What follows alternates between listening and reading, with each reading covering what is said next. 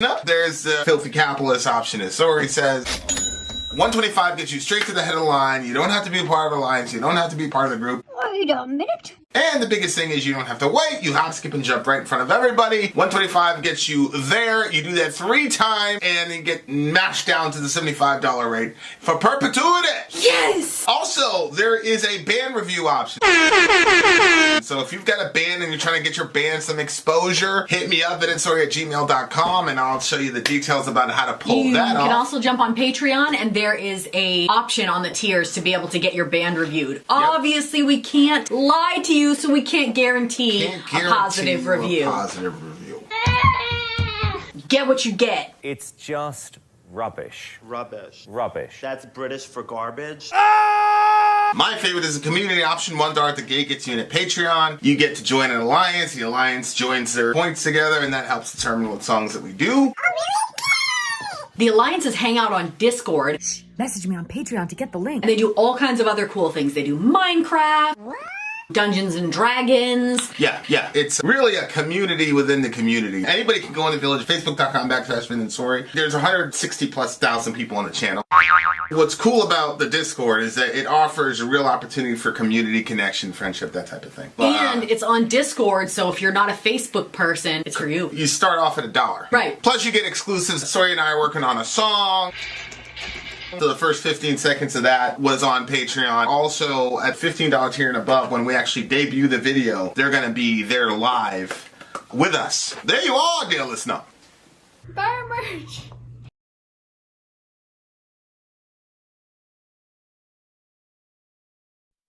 Buy our merch indeed. A child shall lead To them. buy our merch, that turnaround time was amazing, babe. Yes, dear listener. Yes, dear listener. Yes, dear listener.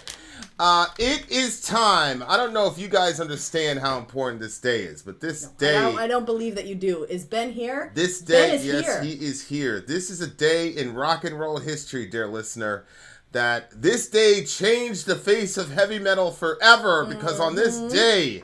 April 6th. April 6th, not April Fools, our brother Ben Bear was born! Happy birthday. Congratulations for existing, my boy! For existence. Yes.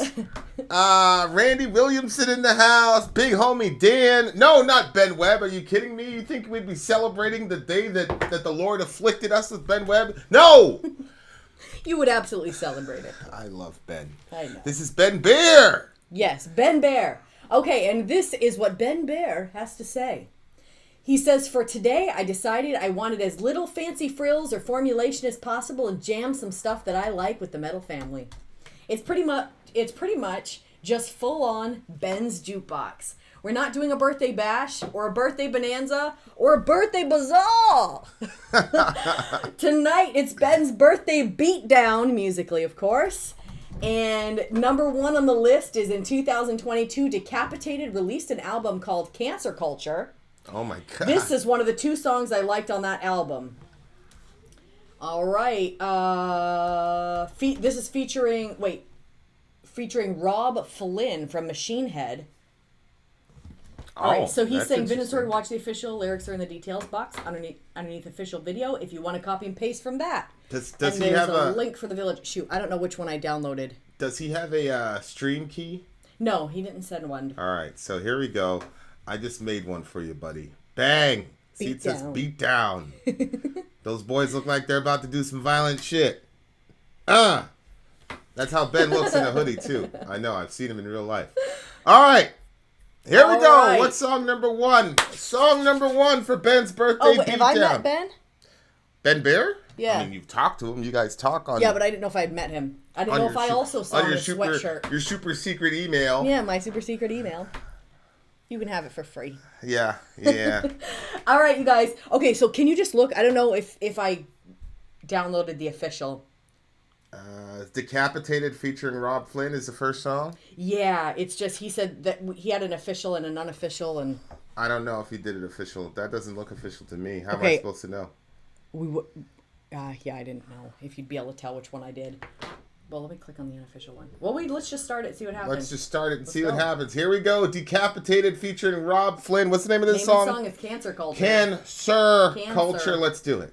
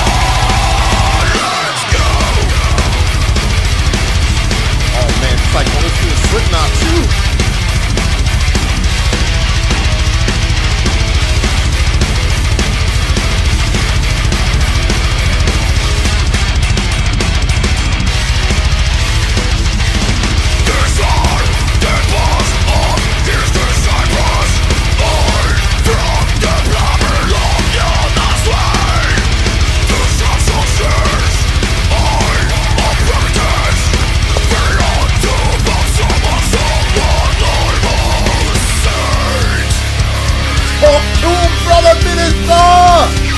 Let's go!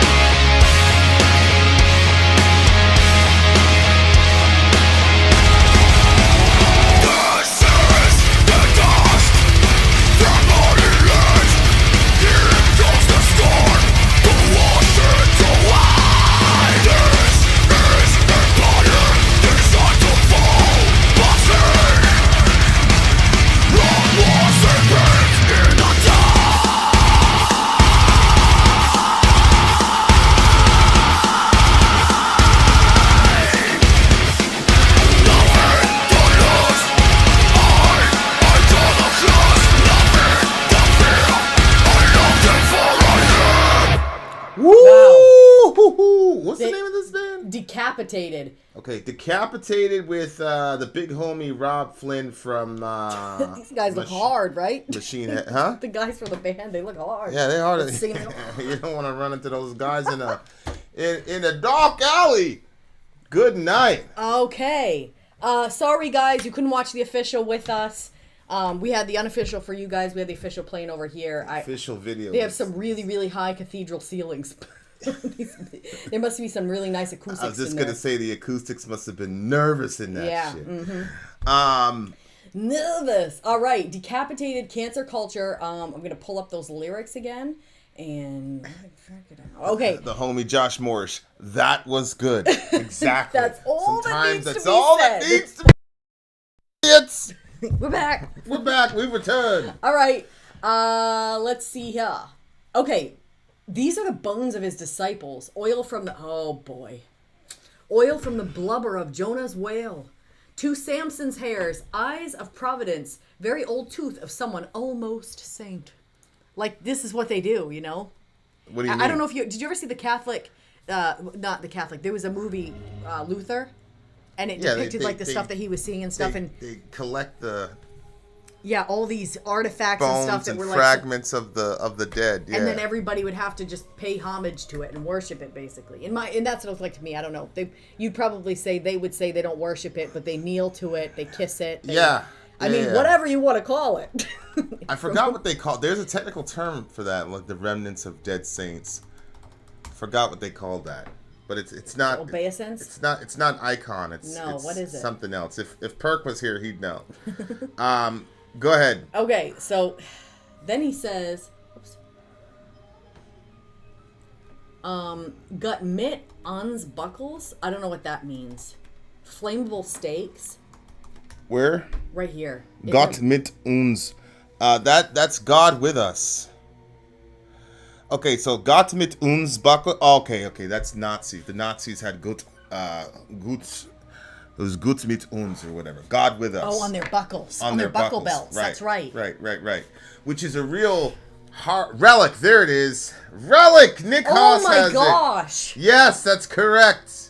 Good job. Good job. Yeah, these are the bones of his disciples. Oil from the blubber of Jonah's whale. 2 of Samson's hairs. Eyes of providence. Very old tooth to someone almost saint. Yeah, so that's It's not even a saint. It's not even a saint's tooth. That's relics, right? Yeah, like, relics. Yeah. And then it talks about Gott mit uns buckles. Okay, so God with us buckles, which is what the Nazis wore. Why would they do that? Why would they wear those buckles? Because the Germans were extremely religious. Remember, the Protestant Reformation. That was the Diet of Worms, all that. Martin Luther, that was all Germany. Okay. As a matter of fact, Hitler.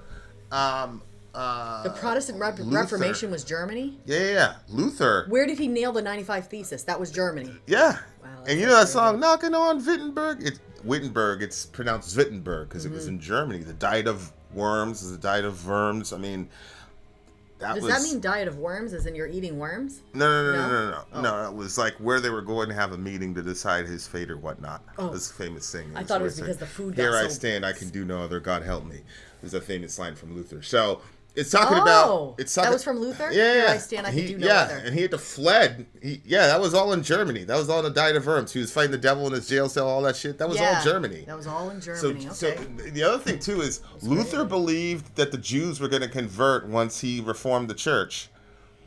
So when he reformed the church and gave their Protestantism to the Jews were like, that's awesome. You guys go do your thing. And they weren't converting. It was kind of like Muhammad. Muhammad thought that the Christians and all the, So then he wrote this tract called Of the Jews and Their Lies. And he circulated that tract throughout Germany, which Hitler resurrected during the... he basically I forgot about that. Right. So you had lot of what's up, Delaney? That's crazy. So you had a lot of religiosity that was going on in Germany at the time. That's why I say, like, people say, "Oh, Hitler was a Christian." They're trying to get a gotcha for Christianity by saying Hitler was a Christian. I think there's sufficient evidence to make that a laughable charge. But to me, if I was going to use the Holocaust to criticize Christianity, I wouldn't say Hitler was a Christian. I'd say all these neighbors, all your neighbors and all these people were regular church-going people. Like, one man cannot destroy 6 million people. You need the cooperation of an entire nation. Yep. And that, to me, is way more damning to Christianity than to simply... Because if you say Hitler is a Christian, all you have to do is take 2 or 3 quotes from Dinner with Hitler, where Hitler says the resurrection is a superstition and all the rest of it to disprove that. But to me, that doesn't get Christianity off the hook. Right. Because you had the SS soldiers walking around with Gott mit uns, right? I mean, yeah, Hitler was an occultist for sure.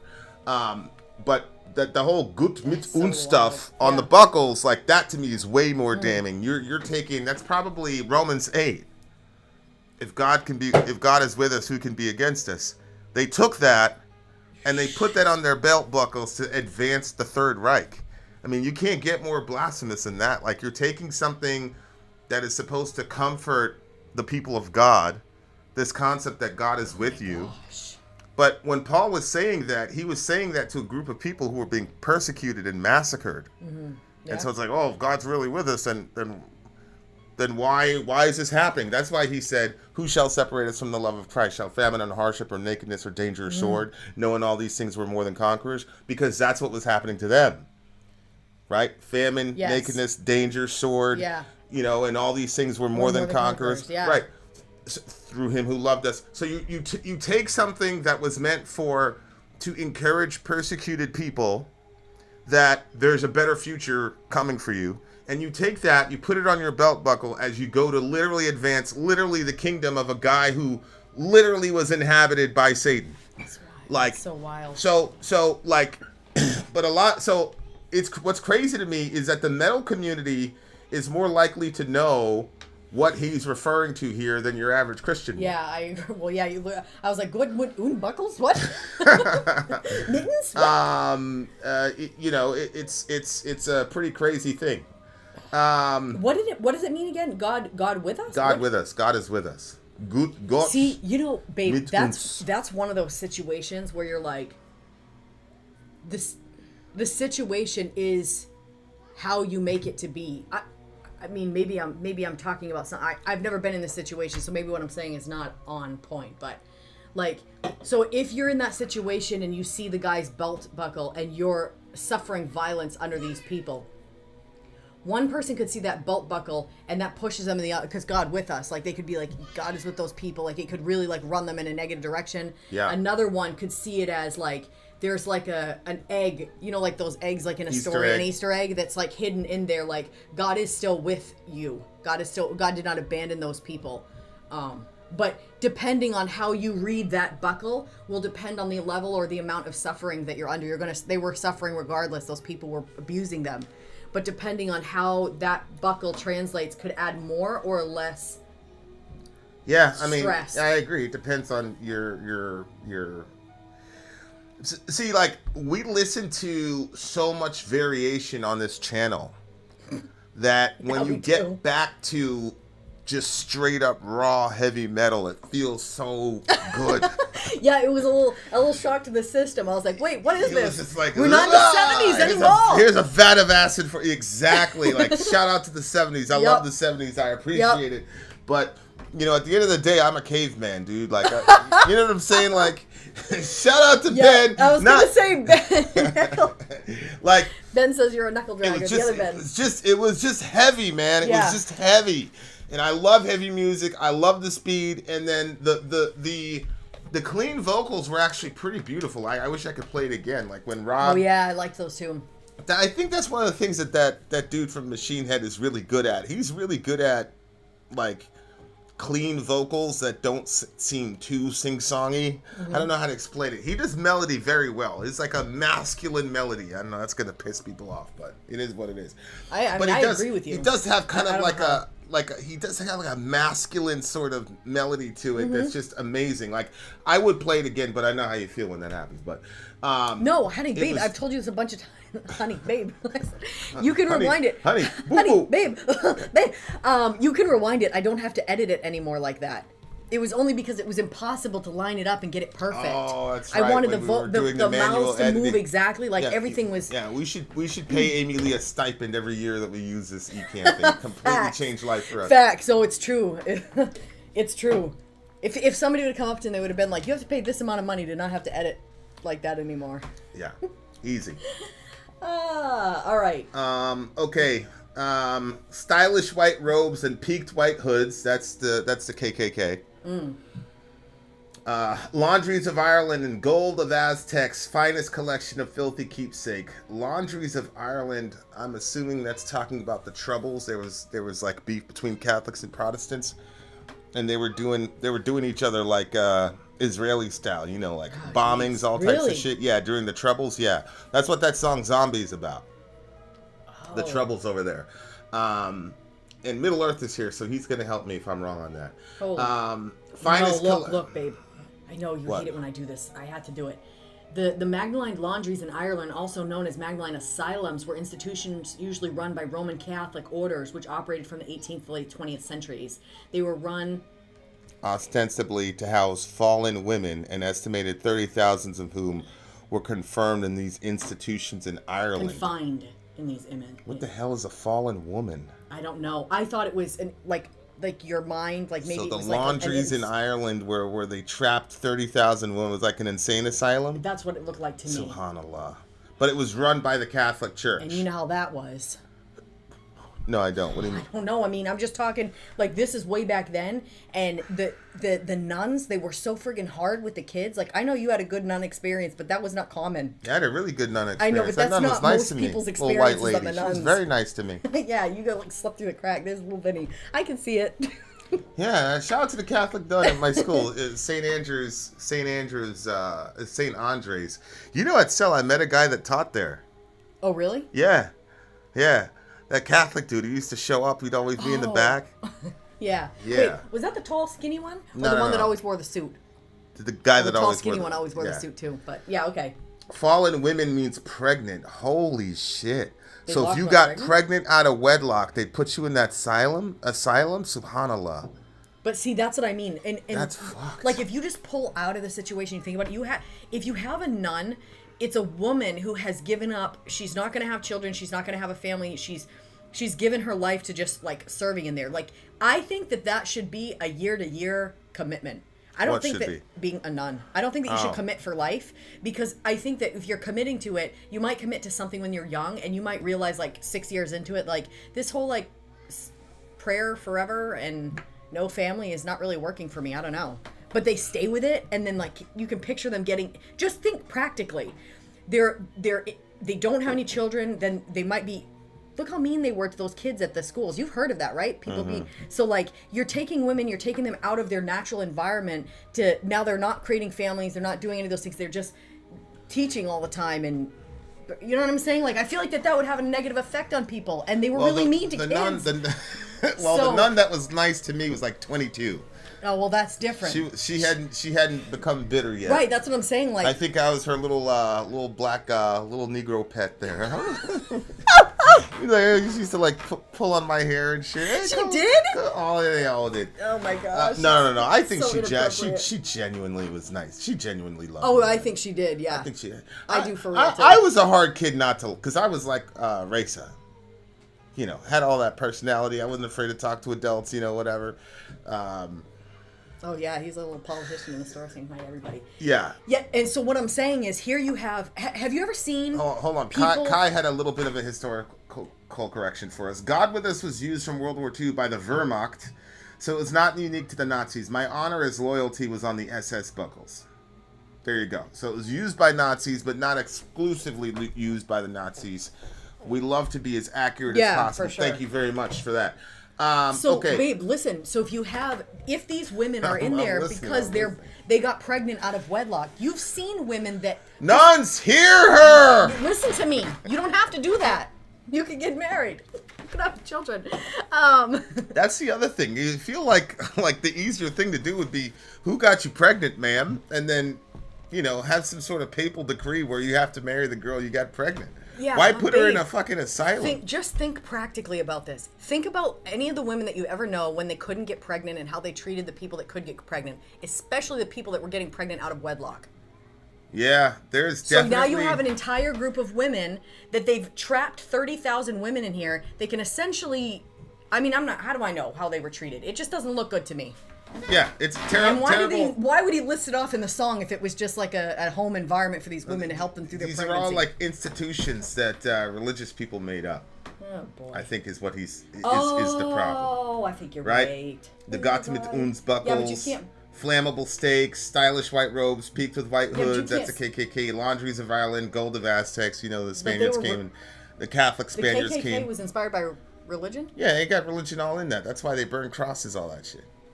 Yeah, there's religion there. Yeah. And then what did you say? What was the thing you said after that? And then Laundries of Ireland, gold of Aztecs with the Catholic Spaniards. I forgot who it was. It wasn't Montezuma. It was I forgot. So they came in there, massacred the Aztecs, took all their gold. Finest collection of filthy keepsakes. So it's just like a laundry list of horrors that religious people instituted and created. Nothing to lose, iconoclast. Nothing to fear. What's that word mean, iconoclast? Somebody who like takes down a god, basically. You know how I said like Mary is the icon of the divine feminine? Mm-hmm. So if you were to take a statue of Mary and destroy it, that would be iconoclasm, right? So like the early Protestants, that was a big thing, was iconoclasm, was destroying icons because you know whatever. Yep. So he's destroying God by, you know, basically criticizing this stuff. Nothing to fear, I doubt, therefore I am. Here it is, Cortez and Pizarro. I doubt, therefore I am. I think that's probably like one of the biggest misconceptions that non-religious people I literally have. never understand that phrase. Every time I stop to think about it, I can't. Well, I make think sense of it. therefore I am. Yeah. Which is, that's a much deeper philosophical question. How do you know exactly. you exist? Solipsism, blah, blah, Yeah, blah. that one makes sense to me. But when you just... But he's saying, I doubt, therefore I am, because He also says, I laugh, therefore I am. If you look, you have fear, nothing to fear. I doubt, therefore I am. Nothing to fear. I laugh, therefore I am. So, I think that's like one of the biggest misconceptions that non-religious people have about religious people is that religious people never doubt. Oh. And that at the bottom they're motivated by fear. Because yeah, they do. People say that a lot. A lot of people, yeah, that's true. A lot of people have the idea that if you're religious, you believe that at the end of your life, God is going to put your good deeds on the scale and the bad deeds on the scale. And if your bad deeds outweigh your good deeds, then you go to the bad place. But if the good deeds outweigh your bad place, then you go to the good place. Mm-hmm. And so you're living, doing all these good things, not because you actually love people or care about people. It's because you're trying to stack up the rocks on the good side. And you're in constant fear 24/7 because you can never know how much good you've done to overdo all the bad you've done. Essentially what people say, yeah. So that's what people think. Yeah. But since he's criticizing Christianity, it's just not true. Because the Christian religion says that your ticket to heaven is already stamped when you believe in Christ. Jesus lived 33 years of perfection, never did anything wrong. Mm-hmm. He stacked up all that righteousness, right? He lived a perfectly righteous life. And then he was crucified. And so everybody who believes in Jesus gets his perfect record. And then on the cross, he retroactively gets my bad record. Mm-hmm. And so at the end of the Bible, it basically says by one sacrifice, he has perfected for all time those who are being made holy. So my ticket to paradise is already set. There's nothing I can do to get myself in more or less. And so then it's like, well, then why did you guys just participate in this Final Four March Madness thing that Archero does? And why are you and your patrons giving money to kids all over the world? Mm-hmm. It's because I'm doing it out of a sense of gratitude for what's already been done. Mm-hmm. I'm not doing it. There's no fear. There's not, as much as a person can know themselves, there's not a scintilla of fear that's motivating helping people. It's all... It's the opposite, actually. It's some of the most fun that we have is when we're able to... It's the most fun. Give stuff to people. Yeah. I have. It is the most. I have ultimate self-interest in giving because I get those are the happiest moments that we like when we gave that kid that guitar. Mm-hmm. I was literally thinking about. Like we were happier than him. Mm-hmm. Like easily. Mm-hmm. There's no fear at all. It wasn't like, hey, we should buy this kid this guitar and that'll really. We had no thoughts of hell or. There was no like hell that. or heaven. We did think about God though. We were just thanking God on the drive back. Like, thank you for giving us that moment. Because we felt like, you know, and we were thanking for our patrons too. I remember we were thanking. You God shot for them our out on the patrons video. Yeah. But that I think that would be the biggest misconception on the other side. Yeah, when I think that's people, is like. That but is I also understand it though because if you listen to Hellfire and Brimstone preaching, you know what I'm saying? Like, it definitely creates that idea in the minds of people for sure. And I think that, you know, like mentally, I always believe that God was the one that saves you and it's not about your good deeds versus your bad deeds or whatever. However, a lot of the way that I was living my life was to make sure that my good always stayed really up there. Like it was a lot of, you know what I'm saying? So I think that there might be a lot of Christians that would be like, no, like it's not good deeds versus bad deeds, but they live their life like that. Right. Because that's the human default. That's what makes most sense to, I mean, that's what it is in Islam.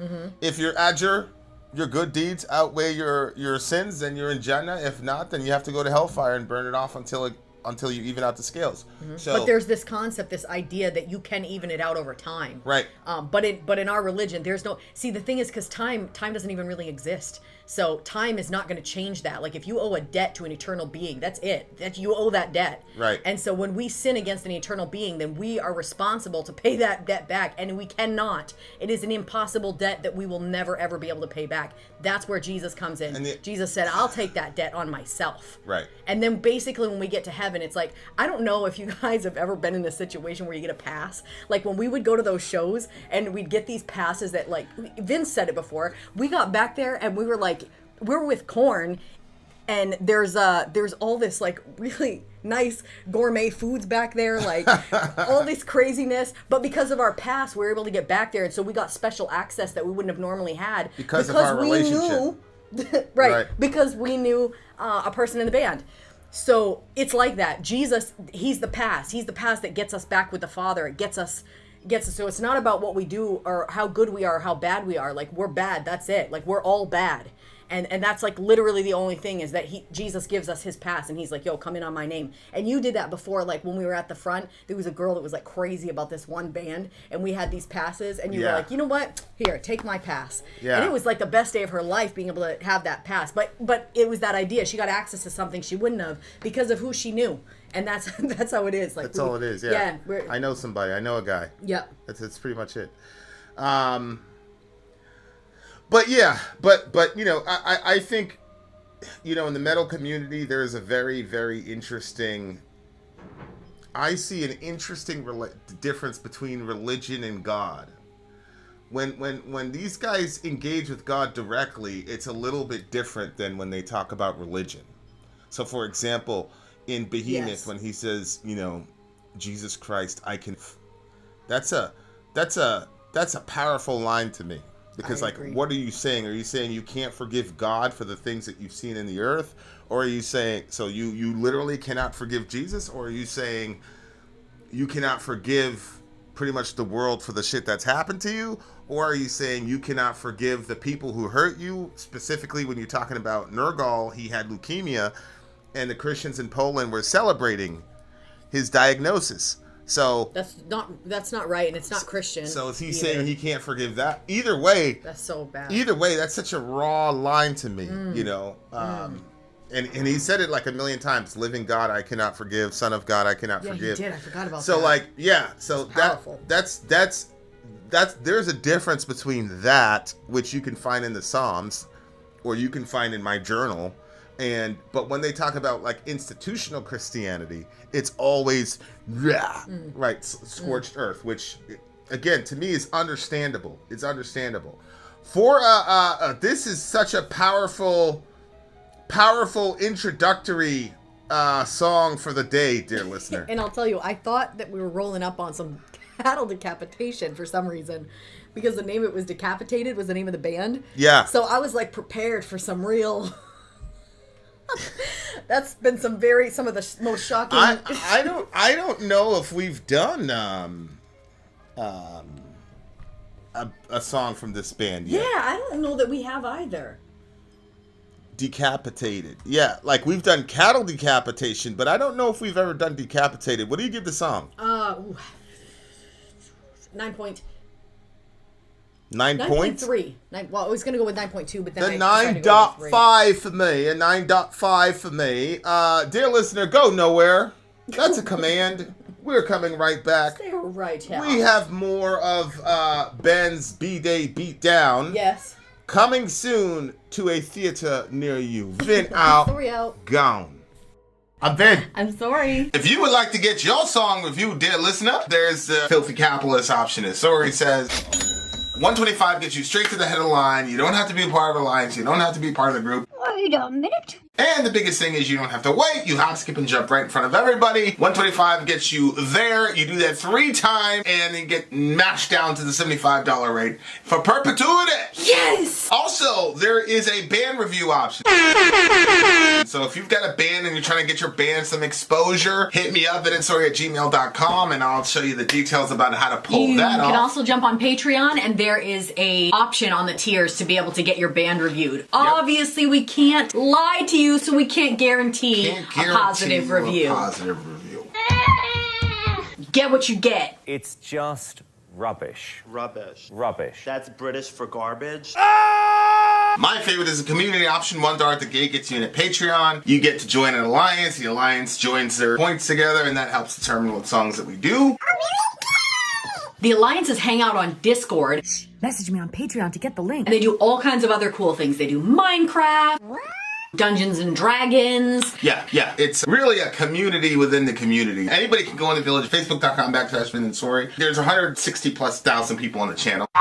What's cool about the Discord is that it offers a real opportunity for community connection, friendship, that type of thing. And it's on Discord, so if you're not a Facebook person, it's for you. You start off at $1. Right. Plus you get exclusives. Sorry and I are working on a song. So the first 15 seconds of that was on Patreon. Also, at $15 tier and above, when we actually debut the video, they're going to be there live with us. There you are, dear listener. Buy our merch. Buy our merch indeed. And the child shall lead them. To buy our merch. Yes, dear listener. Yes, dear listener. Yes, dear listener. So our studio has been like, you know, it's been a little crazy in here. I cleaned it now. And I found this was in a package that I don't think we ever had opened. I don't know. It was like kind of half open, so it didn't look like it was fully open. It's the Autumn Queen Protocol, a zombie novel in 2 parts by Patrick Ashe, or Ashy. He listens to our channel. And so he sent us his book. Thanks, So shout out to the homie. If anybody knows who the homie is, if you can let him know that we received it now.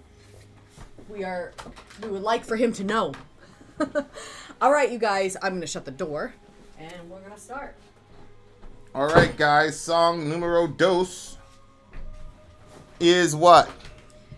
Immortal, War Against All. All right, so we are doing a birthday celebration for the big homie Ben. He actually calls it a birthday beatdown. I'm just going to put that at the top there. Birthday beatdown. Up next on our list is Immortal War Against All. And our DJ Ben, says, shout out to Northern Scoundrel for posting this in the Discord.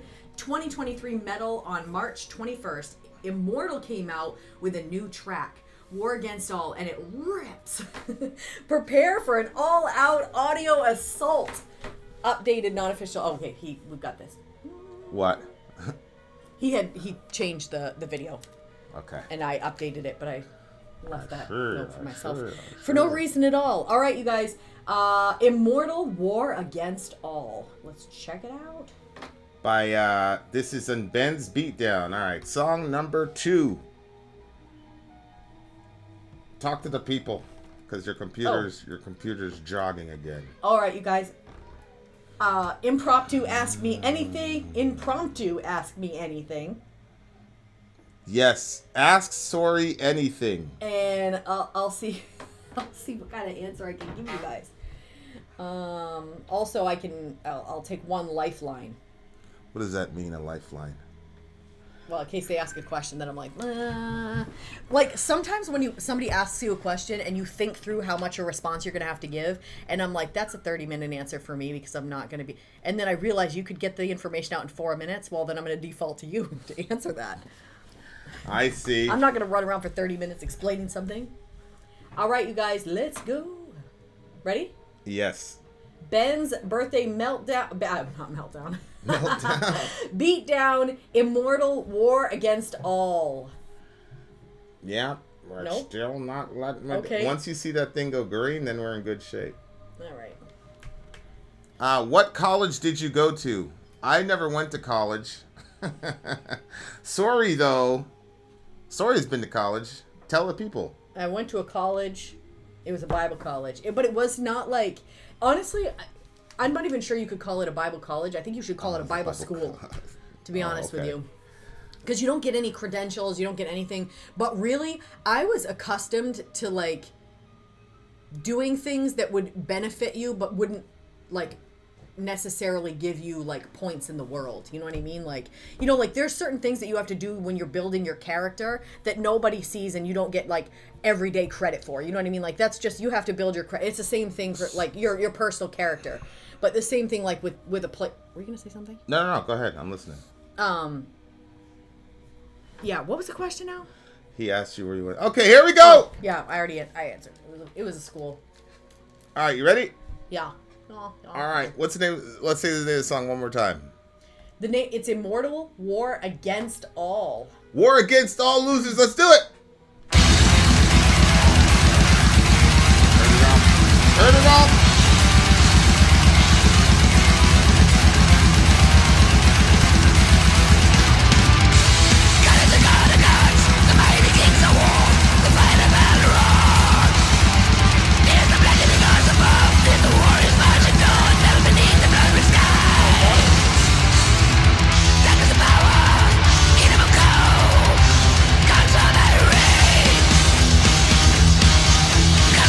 Wars, those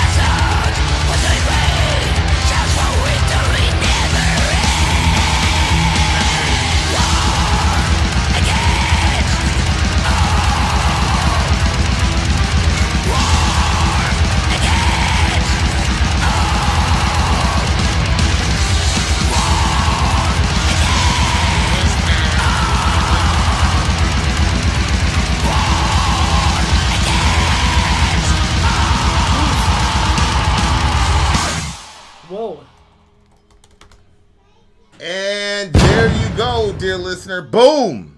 War Against All. Wow. That was Immortal? Was that the name of the band? Yep, Immortal. You guessed right, 275. You guessed right, 275. Northern Scoundrel is the one that had suggested. I told Northern Scoundrel it was a missing guitar. Fire. Northern Scoundrel put it up on the Discord thingamajiggy, and that's where he got the idea. I've been sneaking the chat. He's like, you're gonna have a hard time analyzing this because it's pure fantasy. It's just like hey, you got people over there, you got people over here, right? It's not really much. Yeah. Just war. We used to have these these rumbles back in the day. Now I think about it, like these. It's probably not very healthy, but we'd have these rumbles, right? And you'd have teams on the rumbles, and then somebody would call out, "Every man for themselves," and then your own teammate, and like everything was in play. Everything was in play. Hit you in the mouth, whatever. Who was the last man standing? That was it. Really? Yeah. So like, how often did that happen? And where were you doing that, in school, or was that like in your like at the hood, in the hood, like around the way? No, we never did that in Taekwondo. How many people would get involved in it?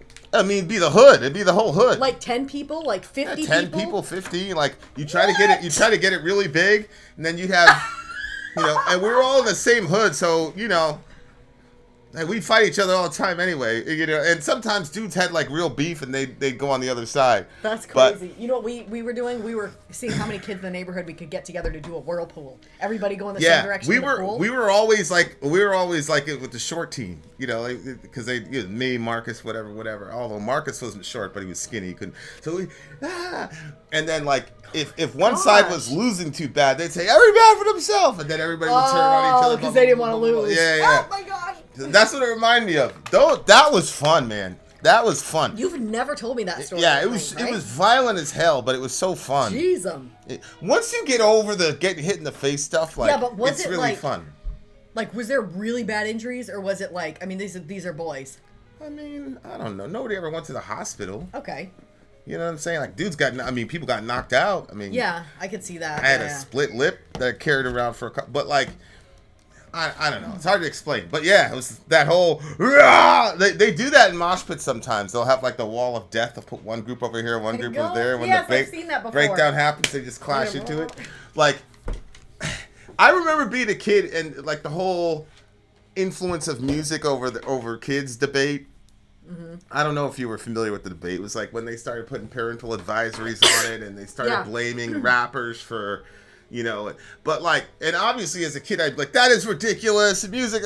But, I mean, I believed it because there was so much fear around music because we didn't have it. Like, it was like, there could be really bad stuff out there. And then when they were putting I was like, there's music so bad you have to put a warning on it? What? What are people doing? What can you put? Yeah. I had no idea. I had no idea the things I was going to experience on this channel. Yeah, but like Flannel Guy, what's up? It was, but like songs like this definitely put you in a certain kind of space. Like now that I'm older, like and I'm farther away from the debate. Like there is no question that music can influence. Like I'm not gonna blame the music if you do some dumb shit, but I'm saying it definitely does. Like when you're about to do some violent shit.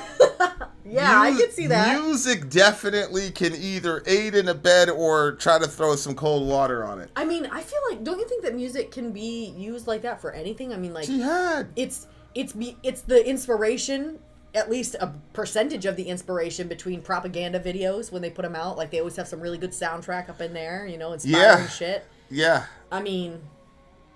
Yeah. I mean, but this is definitely one of them songs, man, where you're like, I definitely could see some jihad happening because because the song from start to finish is just dance. For sure. Like for sure. There's no breaks, there's no nothing, and then what he's saying, war against all, like warriors fight upon the ice. Yeah, when it said war against all, it's so funny because I thought the exact same thing. Every man for himself, and I remember like. This is so crazy, but years ago I heard a mother say that about her family. I was like, what the fuck are you talking about? Like, it's every man for himself over here. Yeah. It's like, what do you mean? Yep. That's that New York shit. That's not New York shit. Every man for himself.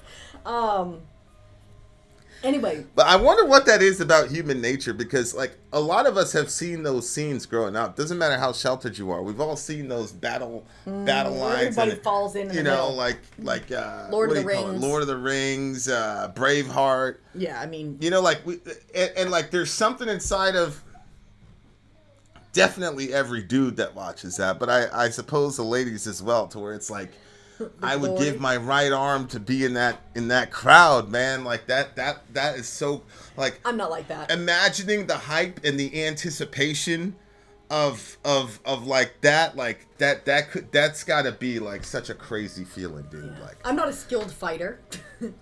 I would say though, when they're doing the speeches before they go out to the battle, I'm like, that's right there. But then I think to myself, man, if people aren't ready, like if I think about something too much, I can get like really, really like freaked out about it. Like if you knew that you were gonna cut your finger, but you had to think about it before it happened and know it was gonna happen, it's way worse than if it just like, oh, it's cut now. Well, it's done. That's why you just think about your training. Yeah. Well, I have no training to look back on. You just go through those evolutions in your training. Unless the training that you give me that you make sure that you. Can't believe you said that online. Okay. What? You showed me a couple of different moves. Yeah, I did. I do. Protect myself. I do. Yeah. Protect yourself. Yeah. Just cut the guy and just fucking run as fast as you possibly can. That's how you protect it. But yeah, man, like it's a crazy, crazy, crazy situation. Like, and it's sad, but I don't know. There's something about it. Like to the end of time for me. Like I love that shit.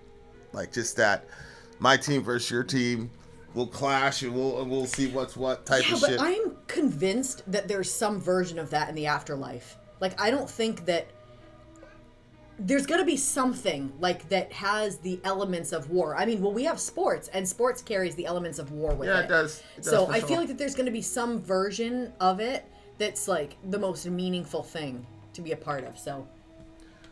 Yeah, of course, everybody wants to be, to Will's point, everybody wants to be like in that shit, but dying said the opposite, dying in those kinds of battles, dying in those kinds of battles must suck. Yeah, like, I mean, you're pretty much getting.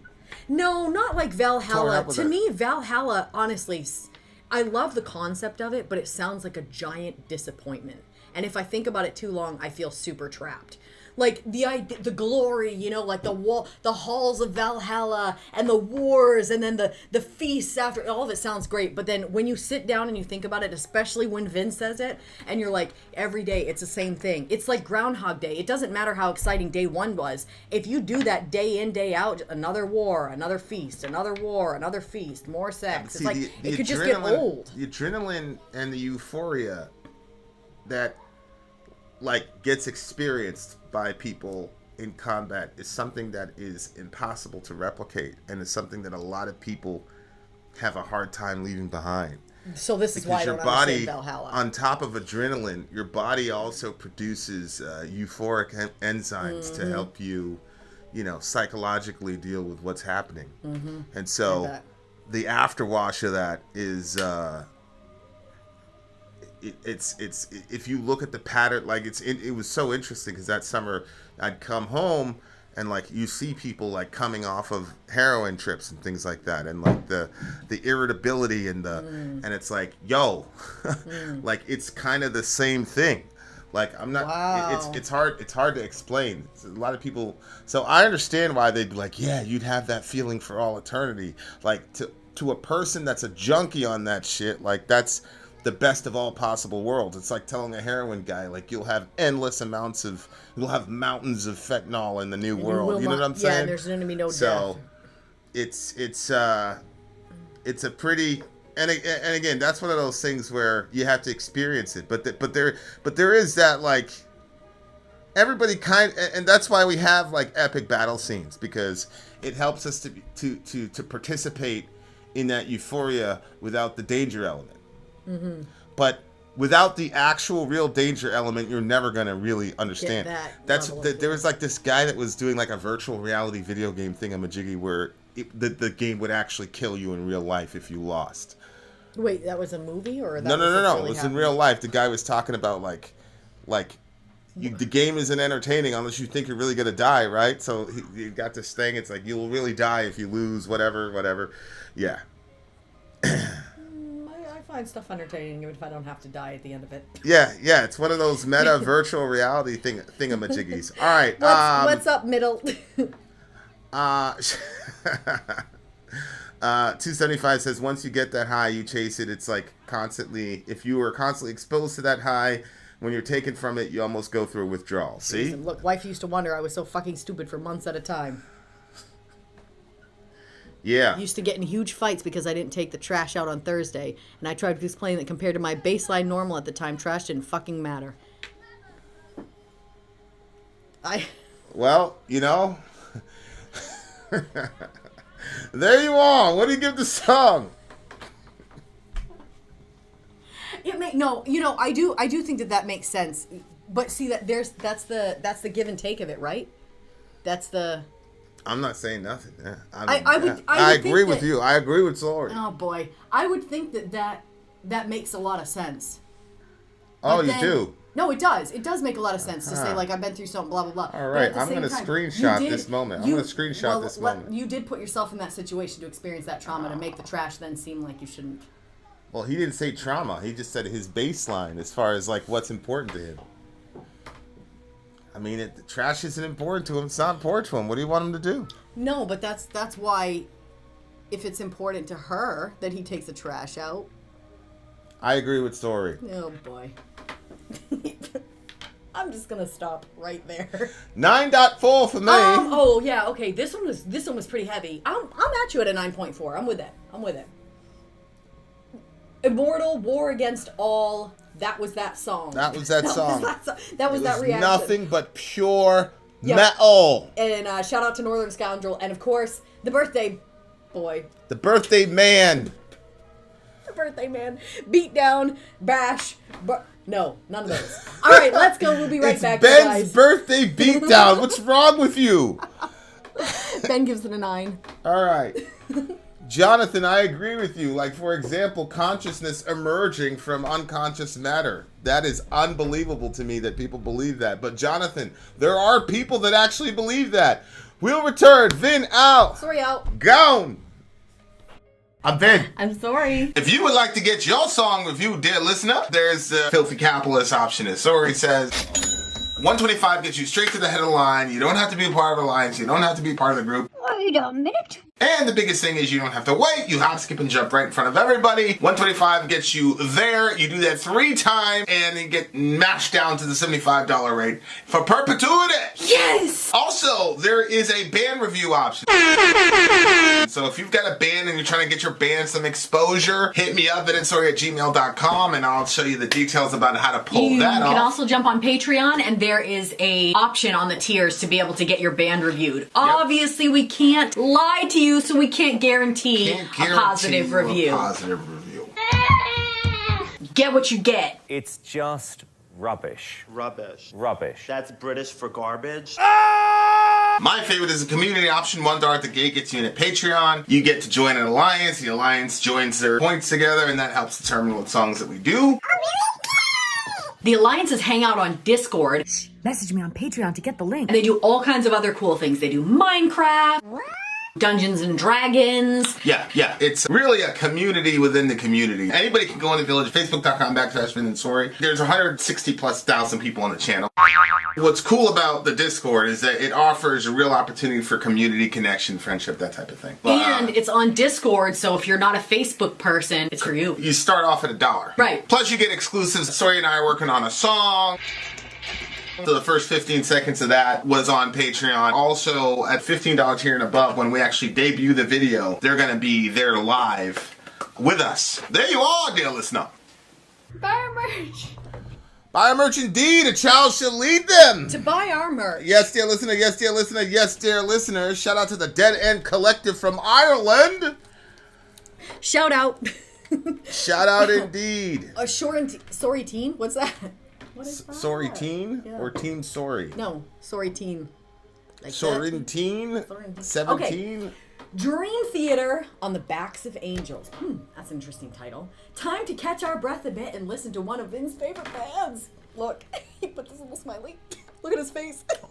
Oh, I know. Dream Theater on the Backs of Angels. Let's go. All right, here we go. On the Backs of Angels, here goes Dream Theater, one of my favorite bands of all time. Let's go.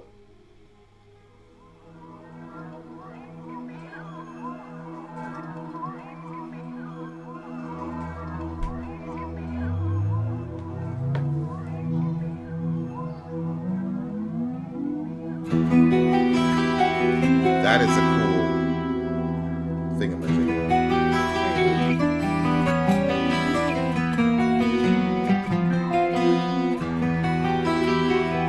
Is that the lyrics?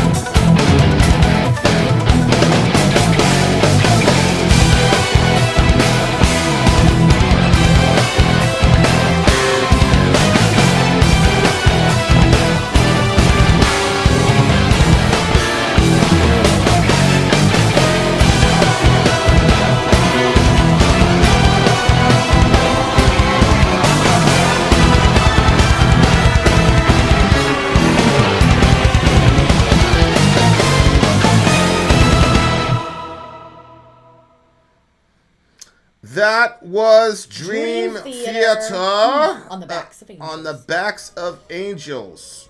The phrase is "we're standing on the shoulders of giants." Mm-hmm. That's the phrase. Right. That's really interesting. Those metaphors, because when you hear "we're standing on the shoulders of giants," it doesn't sound very exploitative. It sounds like you're small and you need to be helped up. But when you say like this person put the team on their back, that more has a connotation. It's different. The connotation is different. Like that guy did it and the team it was sounds just like labor. Yeah, exactly. A small person on the top of a giant is not laborious. Yeah, like, on the shoulder is like the shoulder is like uplifting. The back is just like straight labor. So that's an interesting little nuance in the language. But he's saying on the backs of angels. So to me, this is a exploitative relationship.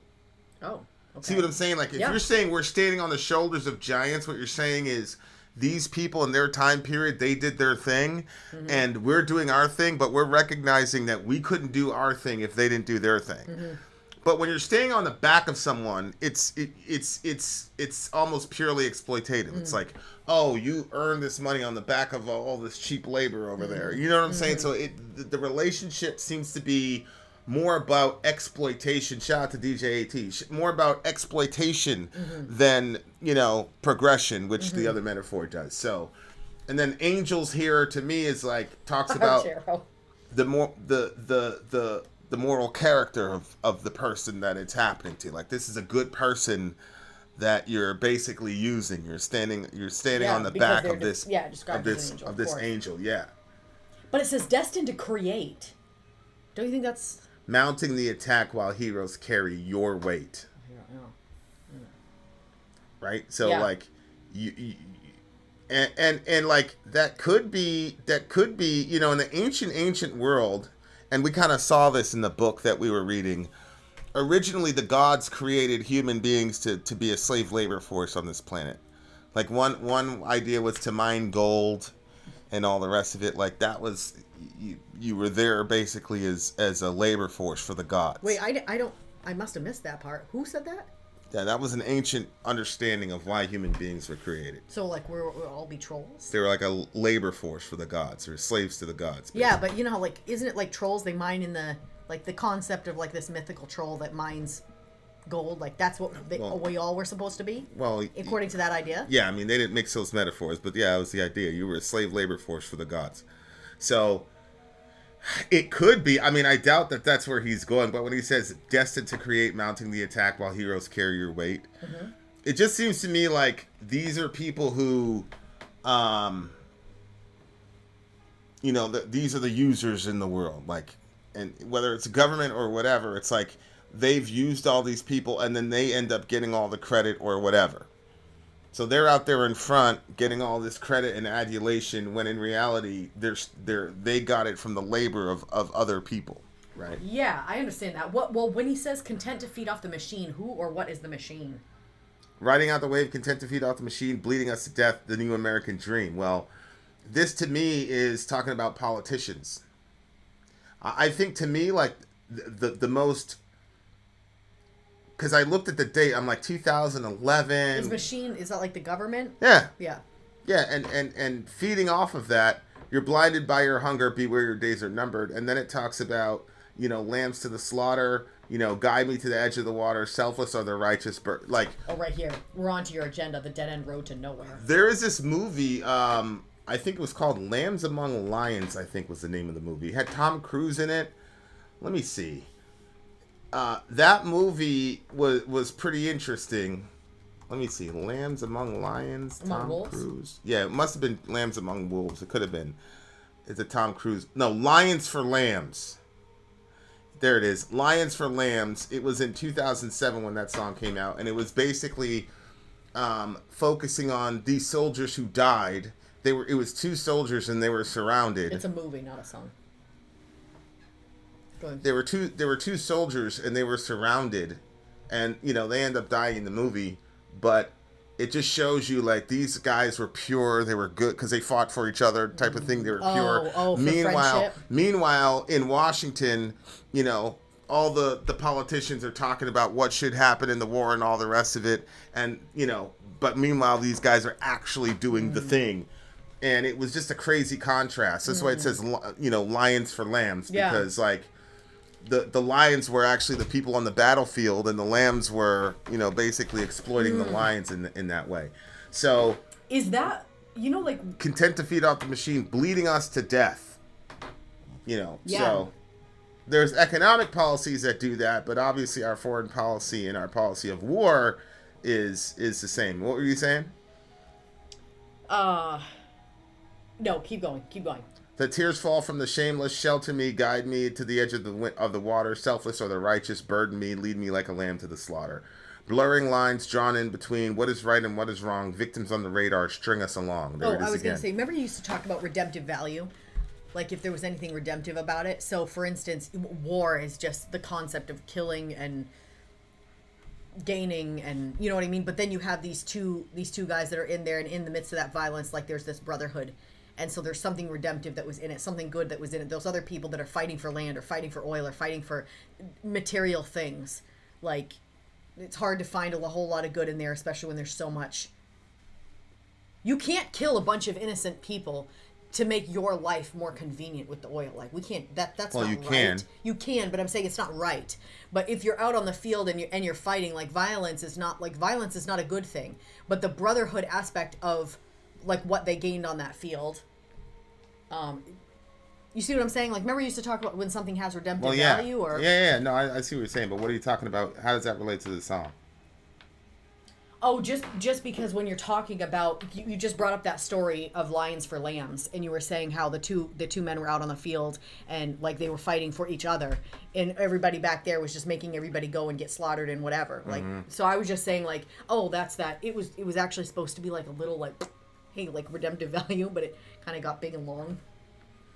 So. Gotcha. Anyway. Yeah, I mean, there's so many applications to this template. Like you have the really nasty person who is in proximity to a very good and giving person. And unfortunately, the minute a bad person sees a person that's generous, they automatically think, oh, this is a sucker, this is somebody I'm gonna whatever. And again it has so many applications, whether you're talking about being on the streets, whether you're talking about politics, even in family relationships. There are certain family members who, like, I'm avoiding for a time because this is their mentality. It's just take. And it's interesting because it says tears fall from the shameless. Like, they know what they're doing is wrong. They know that they're exploiting somebody. But they cry about it, but they have no intention of changing.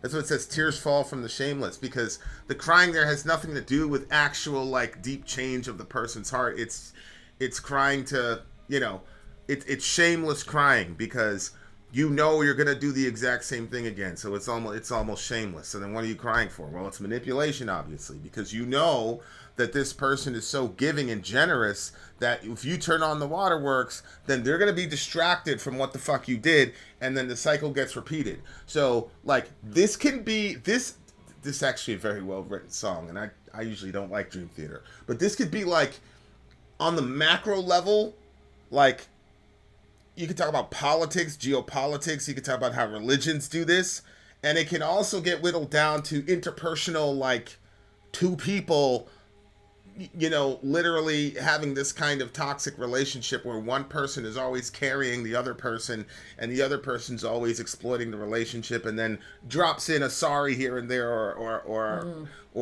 as Waldo says, crocodile. I mean, I don't know about crocodile tears in the sense that like they're fake.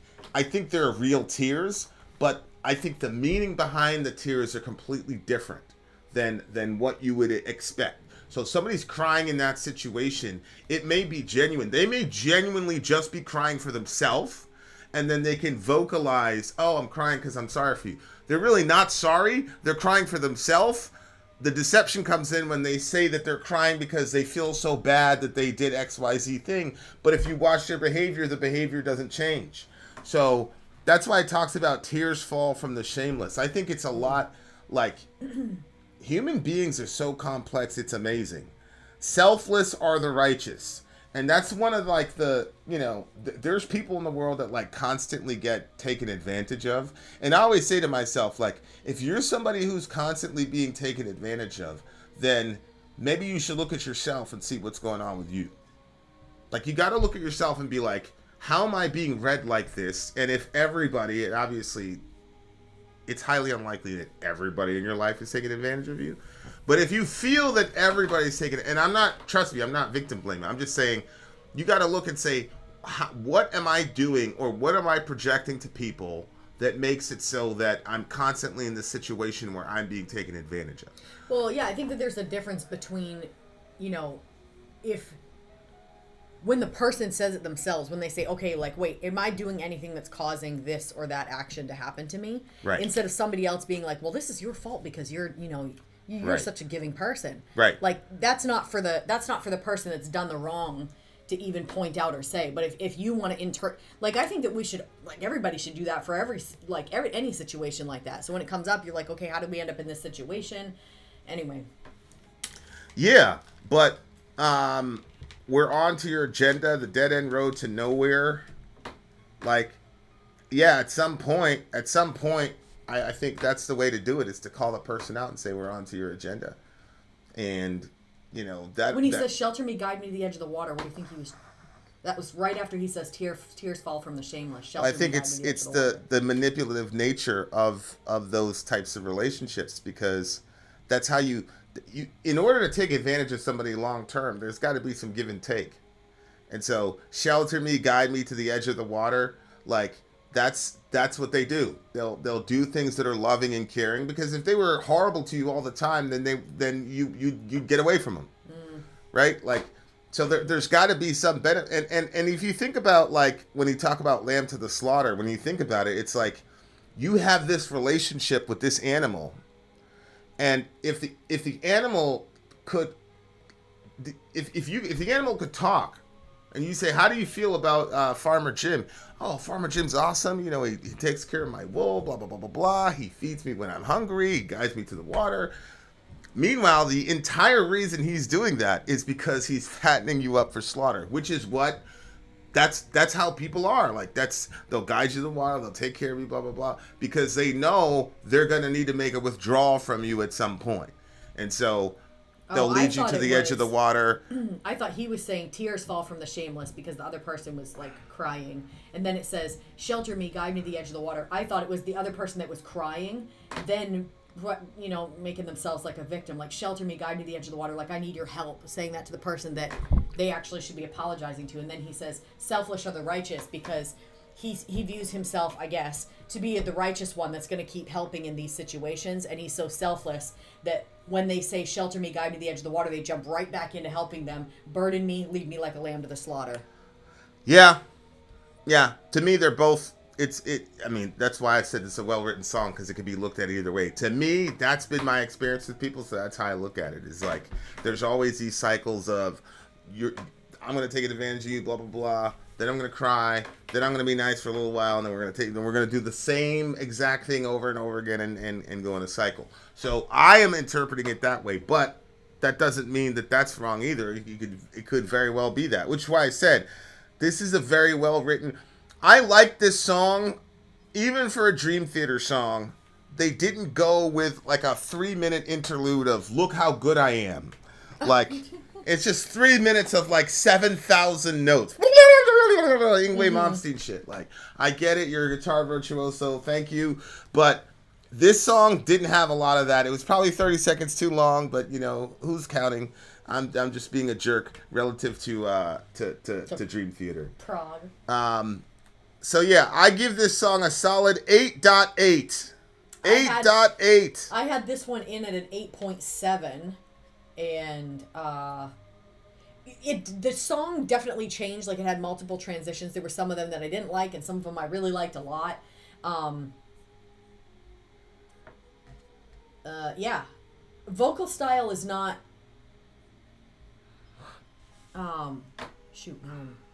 What about the vocal style? Well, I'm thinking for a second if I just got it mixed up between this song and the last one, because I did. Which one was the one that was like? Is this the one that kind of sounded like Death, and this one didn't sound like that, right? This one was more singy, right? Yeah.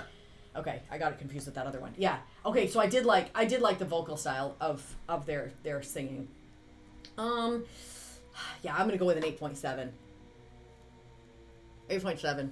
All right, 8.8. Okay, no, you know what? This is what I'm going to do. It's an 8.7 for, like, sound-wise, but I'm going to bump it to a 9 because I think that the lyrics are good and important, because I think it's easy to find yourself as either the person that's constantly being taken advantage of, or the person that's always taking advantage. I think it's more difficult to stay in that balanced place in the middle. And so I think some people are more inclined to be more like the slaughtered ones, and other people are more inclined to be the slaughterers. And but I think all of us have to be conscious of this. And I think that I think it's an important song. So 9 even. All right, there you have it, dear listener. 8.8 for me, 9 even for her. But what's most important is that we have another song coming for you at the other side of the break. Then out. Sorry, out. Gone. Shout out to big homie Ben. He's some bangers, boy. I'm Ben. I'm sorry. If you would like to get your song reviewed, dear listener, there's the Filthy Capitalist option. As Sorry says, 125 gets you straight to the head of the line. You don't have to be a part of the alliance. You don't have to be part of the group. Wait a minute. And the biggest thing is you don't have to wait. You hop, skip, and jump right in front of everybody. 125 gets you there. You do that 3 times, and you get mashed down to the $75 rate for perpetuity. Yes! Also, there is a band review option.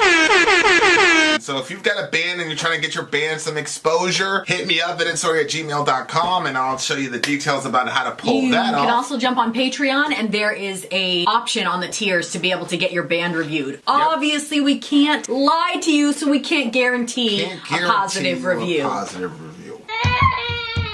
Get what you get. It's just rubbish. Rubbish. Rubbish. That's British for garbage. My favorite is the community option. $1 at the gate gets you in at Patreon. You get to join an alliance. The alliance joins their points together, and that helps determine what songs that we do. The alliances hang out on Discord. Message me on Patreon to get the link. And they do all kinds of other cool things. They do Minecraft, Dungeons and Dragons. Yeah. It's really a community within the community. Anybody can go in the village. Facebook.com/BenandSorry. There's 160,000+ people on the channel. What's cool about the Discord is that it offers a real opportunity for community connection, friendship, that type of thing. And it's on Discord, so if you're not a Facebook person, it's for you. You start off at $1. Right. Plus you get exclusives. Sorry and I are working on a song. So the first 15 seconds of that was on Patreon. Also, at $15 tier and above, when we actually debut the video, they're going to be there live with us. There you are, dear listener. Buy our merch.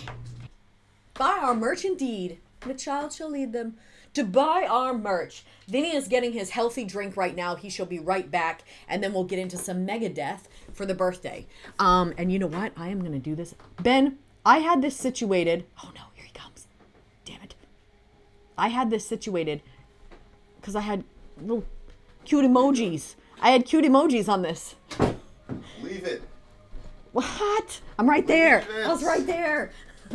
All right, you guys. Megadeth, We the People for Ben's birthday beatdown. Birthday beatdown. In 2011, Megadeth released an album that is pretty underrated, at least to me, says Ben. From the album 13, this is We the People. Pop some corn, popcorn. Pop some corn, popcorn. Pop some corn, people. We may incite a Vin rant with this one. Oh boy. We the People. I am sure this is going to incite a conversation. Oh boy, here we go. Vin likes political stuff. We have another YouTube channel called Middle America. I do not like political stuff. I'm just forced to be political because I don't have my head in the sand. Oh, dear listener, you don't. It's a labor of love. Oh, oh, is it? Yeah, I don't. I mean, who likes that subject matter? I thought that you liked it. I thought you enjoy seeing what's going on and. How can anybody enjoy what's going on right now? Not enjoy what's going on, but enjoy seeing what's going on. Like, oh, I see what you're saying. You know, you wake up, it's like, let me look at the news. Yeah, it's. That means you're excited about it. No. I had a birthday. Well, that's what I thought. I understand now. I had a birthday. Okay, Ben, I'm just going to tell you, I had a birthday cake on there for you. I also had a balloon. and I had the two of my these, God.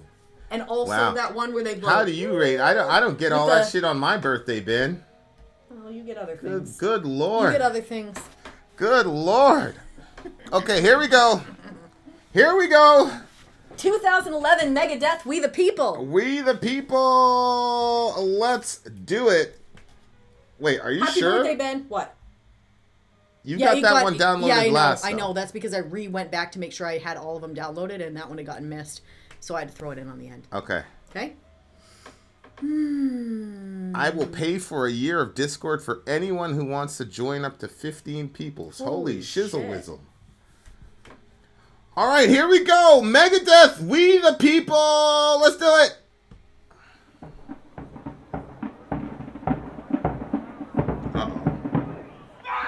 When is the cause of the universe?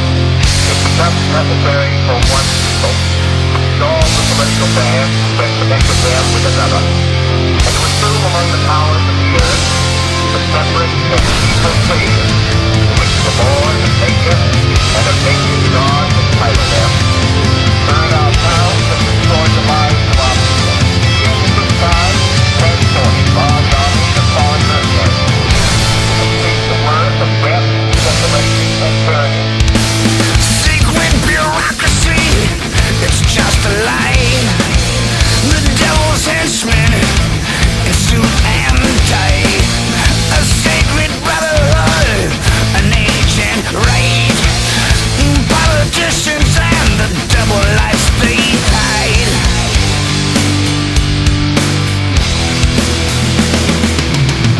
Violate your rights, no more equality. Surrender freedom, your social security. We the people face unconstitutional lies. In greed we trust, in revolution we die. Our founding fathers are rolling in their graves. The land of liberty needs a regime change. Until you no longer know right from wrong, the Constitution isn't worth the paper it's written on.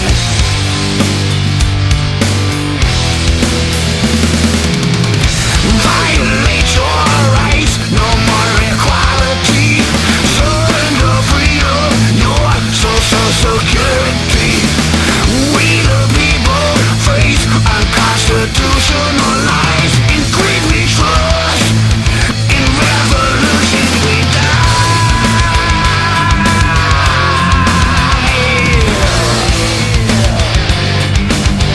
In revolution we die.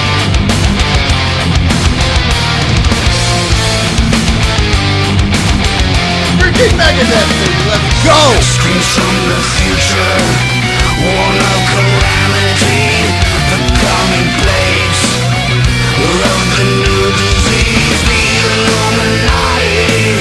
One world currency, one world religion, one world everything.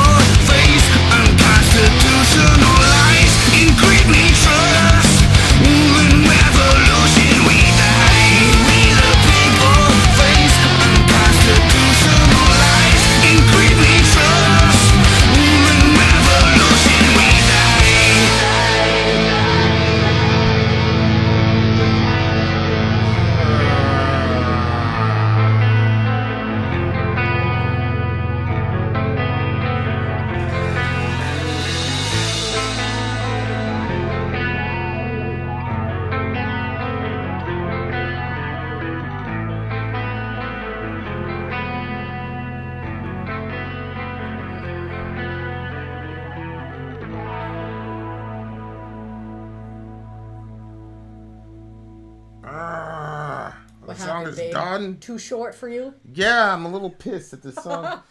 Called it. I was just starting to get into that shit. We the people. Here's the thing about Mustaine. Like, I love his guitar work is unattainable, but his vocals are very attainable. Oh, okay. Okay. There's something I could be like, hey, I'm like Dave Mustaine. Yeah, I can't write. I can't sing. I can't sing. And there I are can't certain write. bands that I like hearing you sing to, though. Like, Smashing Pumpkins is one of them. Tonight. No, you don't do it like that when you do Tonight. it. Tonight. You sound more like him that way.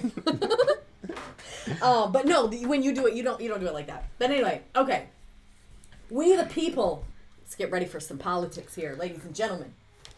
Secret bureaucracy. It's just a lie. The devil's henchmen in suit and tie. So is it We the People? Yeah. Megadeth? A sacred brotherhood, an ancient rite. Politicians and the double lives they hide. I mean, are they even hiding it anymore? We just did like a Middle America thing on Trump with, he's out there cavorting with Playboy models who could be his granddaughter. Yeah, but when did that happen? That happened a while ago, and it's just coming out now, which means... No, it's not coming out now. I mean, Wait, when did it happen? Listen, I used to live in New York City, okay? So, like, the Daily News and all that shit, anytime you had Trump running around with some broad, it was all over the place in New York. We knew he was running around with a bunch of girls all the time. Yeah, but this wasn't like some secret. Well, that last story was a secret, right? Didn't it just come out years after it happened? No, everybody knew he was with Stormy Daniels. Oh, okay. It was the payoff stuff. It was the payoff stuff, or whatever you want to call it. That Oh, well, that okay was then. secretive. But that still means they're hiding stuff.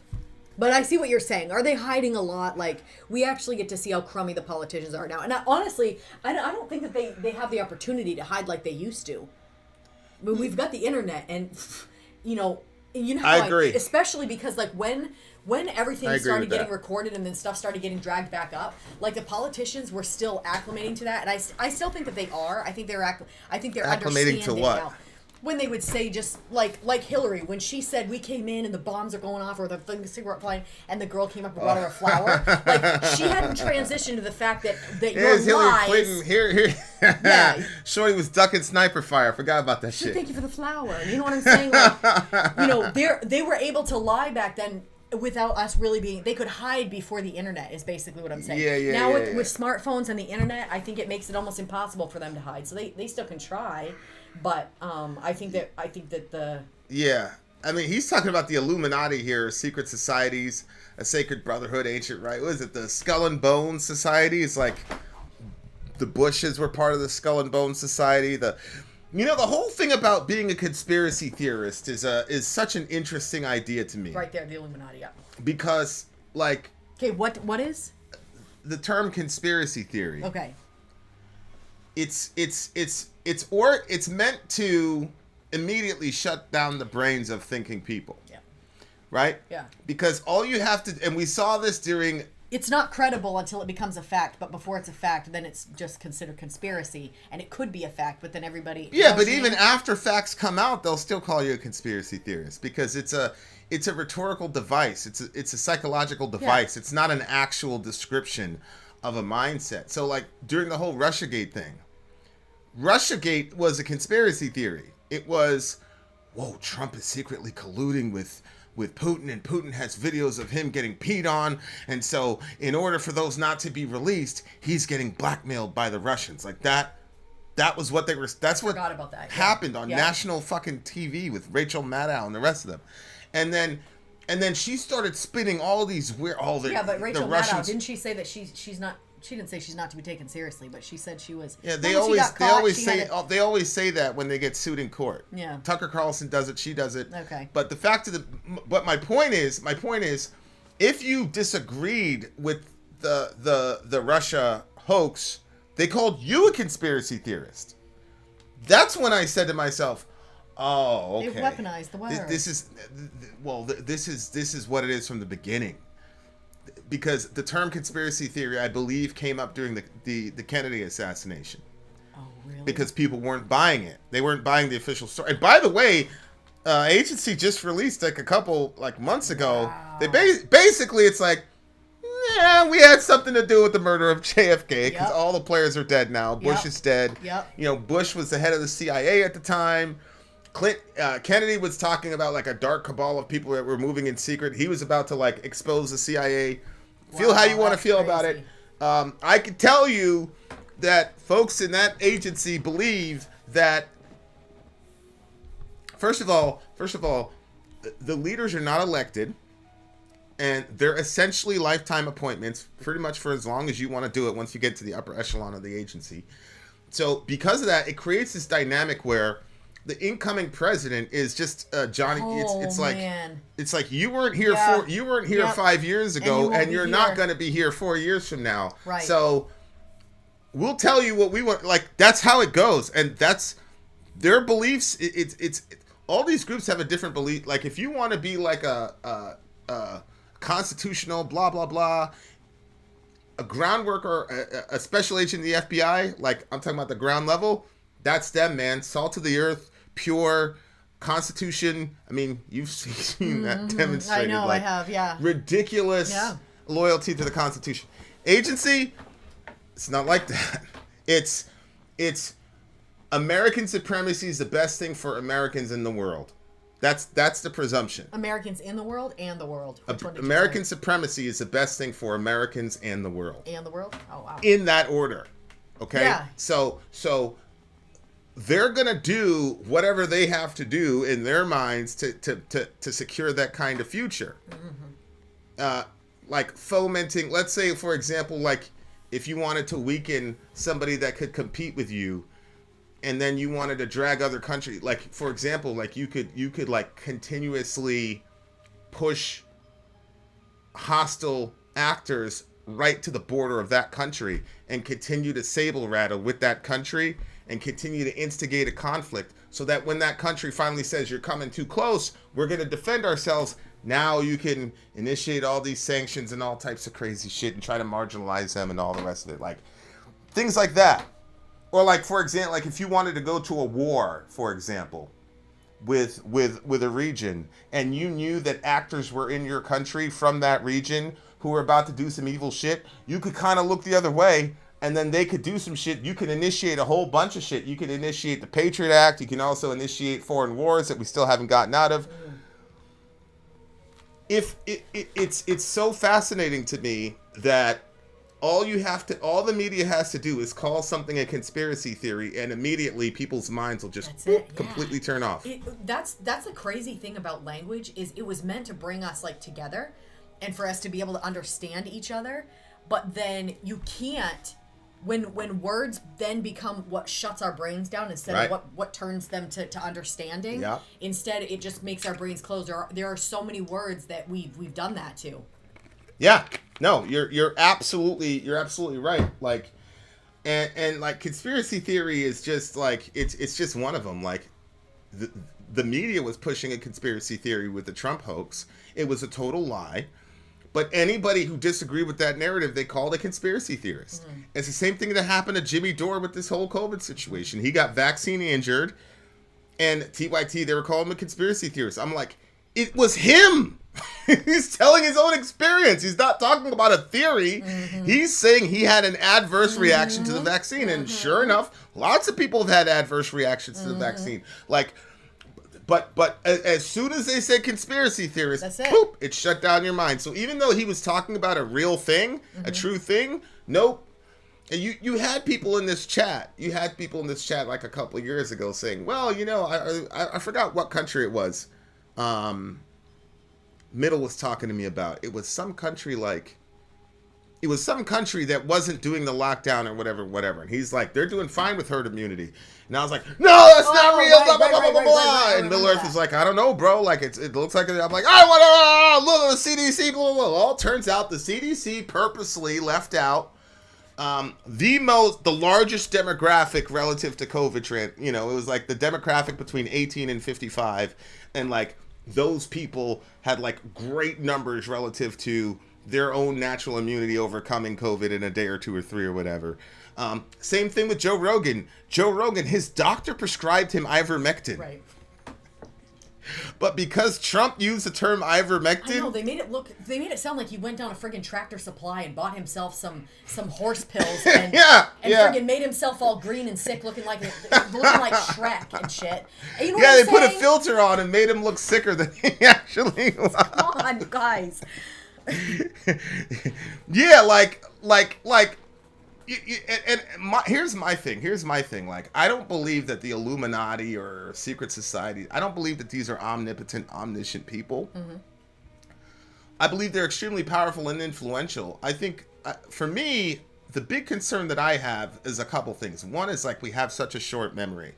It's like all these people going crazy about Russia and Ukraine. It's like, don't you remember, like, 10 years ago, the Muslims are the bad guys? The Muslims are the worst people on the planet. The Muslims are the people you were supposed to be afraid of. And we're supposed to bomb the shit out of Muslim countries. And then now it's like, oh no, now the Russians, we hate the Russians now.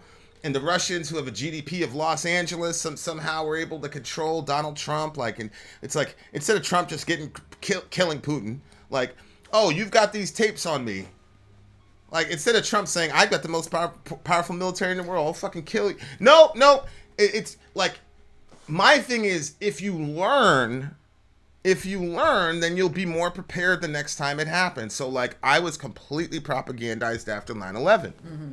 And my left-wing friends were telling me, yo, they're taking your emotions, and they're taking your love for your country, and they're corrupting it for another agenda. I'm like, I don't want to hear that shit, bro.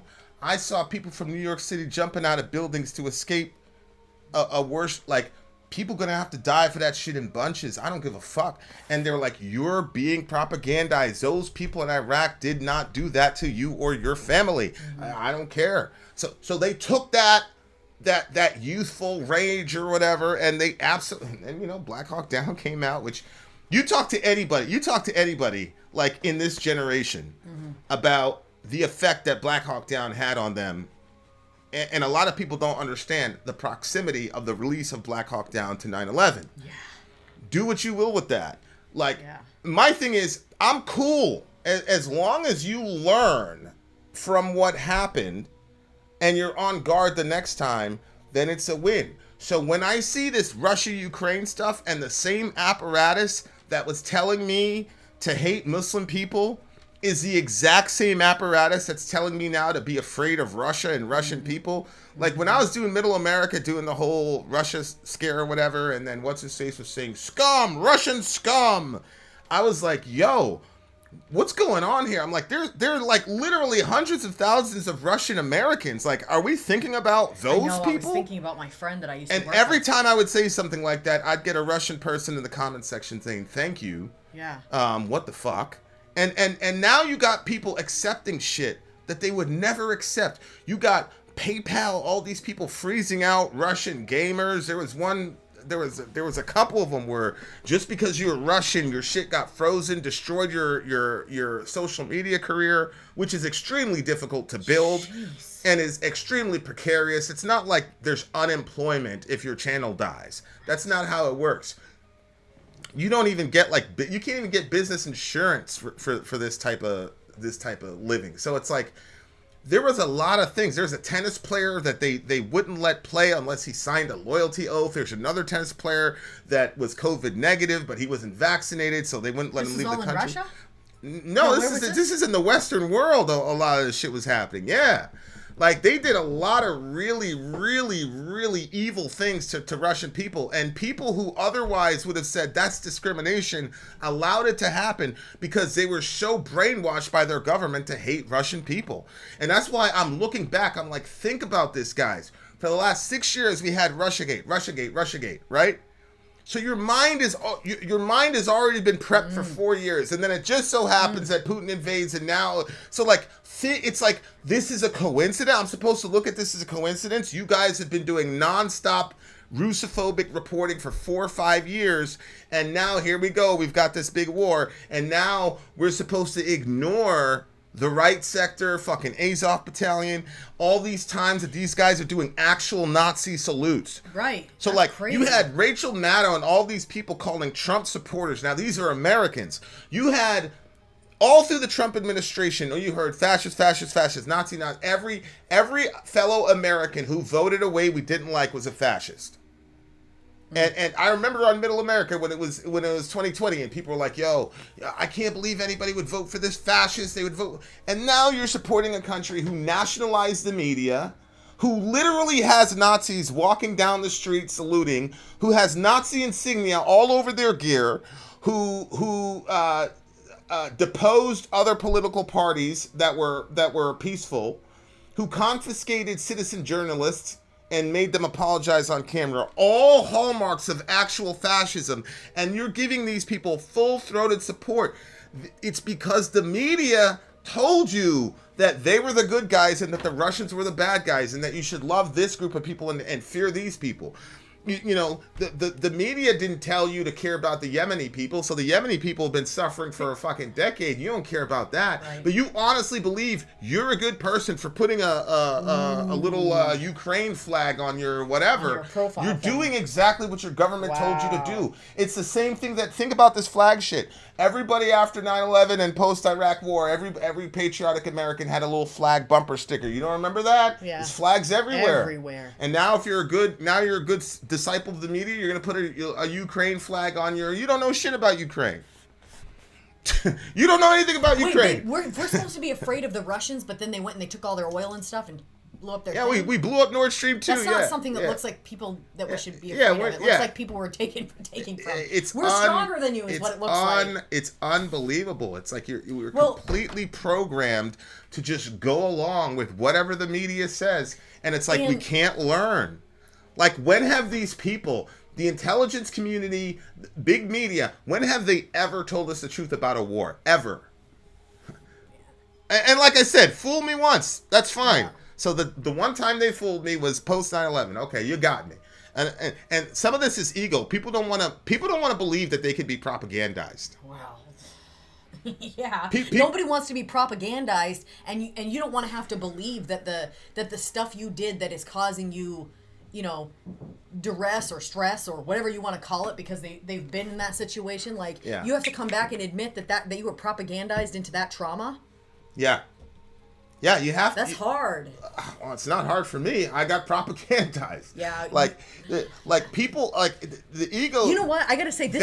People will use your ego against you, I'm telling you. Hopefully you can help me tie this in, because it makes sense in my mind, but when I start thinking it out, like when you hear when the government, there's aid for people that need help, and so you have WIC and you have food stamps and you have all these different programs to help people that need help. And I get it. There are people that take advantage of that system, just like there's going to be people that take advantage of every system, but that system is put out there to help people that actually have needs. Right. But then the government has, like, I remember being 15 years old and I was pushing carts at the grocery store, the carts to bring them back into the building. And I gotta tell you guys, I hate winter, and it was freezing, and there was ice, and there was snow. And then I saw this bumper sticker that said, "Work harder, millions on welfare depending on you." But it wasn't like, hey, like it didn't give you the idea that, like, hey, this is cool, like you're able to help people with your paycheck. It was like, you need to work harder so they can sit on their ass and play video games. It's kind of like this mentality, this idea that was kind of being put out there. Well, I think the amount of money that we put out to helping people, like the amount of money that we've sent over there to Ukraine to aid them in war, that should be what makes us upset. But instead there's this idea that, like, upset. Oh, it's your neighbor. Yeah, but not a lot of people. I'd rather that $150 billion go to Americans. That's what I'm saying. Like, that would have been cool. Instead of saying, hey, like, oh, the government is taking X amount of money for me to help my neighbor, and being upset about that, instead of looking at it like, oh, wow, we would have a bunch of money for the neighbor. They wouldn't even have to take out of our paychecks. I think that we should give, but instead, what I'm saying is that the government has it set up. So instead of looking at the government to say, wait, hey, what are you doing? People are angry at their neighbor for being so poor that they need the money. Yeah, Jimmy Dore talked about that with COVID. He's like, these people are getting us to turn against our own neighbors. Yeah. I remember... We have to stop. We have to stop listening to them to that degree. I remember I ran a thing on Middle... And I was blown away by the response. And everybody knows during the COVID situation, I was the mask guy. I was the social distancing guy. My thing was, don't let the government tell us to do it because they won't give us back our rights. But I said we should voluntarily do that. Mm-hmm. But I remember... They were talking about, like, if you end up in the hospital and, like, you need a lung or something like that, And if you're not vaccinated, they're not going to help you. And I was like, yo, that shit is crazy, right? People are like, nah, man, if they don't want to get vaccinated. I'm like, yo, these are Americans you're talking about. These are your own countrymen. What do you mean? There was so much like, and then they created this term, the unvaccinated, like, it's like othering language, the unvaccinated. What is that like? Yo, this sounds like some sort of like zombie apocalypse. That's exactly what I was going to say. It did have a zombie apocalypse feel, and people were saying it all over the place. And all of us have seen a lot of that stuff. Yeah, it was pretty crazy. Yeah. Delaney, who security at school would be a cool use of that money. Correct. Like, if our little sisters and brothers could go to school and feel a little bit more safe, we could have done some real good with that $150 billion. But you know, like, it's amazing. Our government, like, committed an act of war against not only Russia, but Germany. We blew up Nord Stream 2. That's fine. We're okay with that because they've got this icon of Putin. He's so bad that literally anything we do can now be justified. It's the same thing they did with Trump. Oh, Trump is literally Hitler. So no matter how unconstitutional it was, no matter how unfounded Russia, they violated that dude's civil rights in a bunch of areas. Feel how you want to feel about it, but they did. But they've made Trump such a bad guy to you that now you can justify doing anything to him. And Putin is such a horrible guy now. Now we can justify doing anything to him. And over there in Libya, like, you killed Muammar Gaddafi, and then you opened slave markets where black people were sold in broad daylight as slaves. And it's the same apparatus that's now telling us about this Russia-Ukraine thing. And people are like, yep, let's believe that. It's insane. I don't understand it. Like, as I said, like, fool me once, like...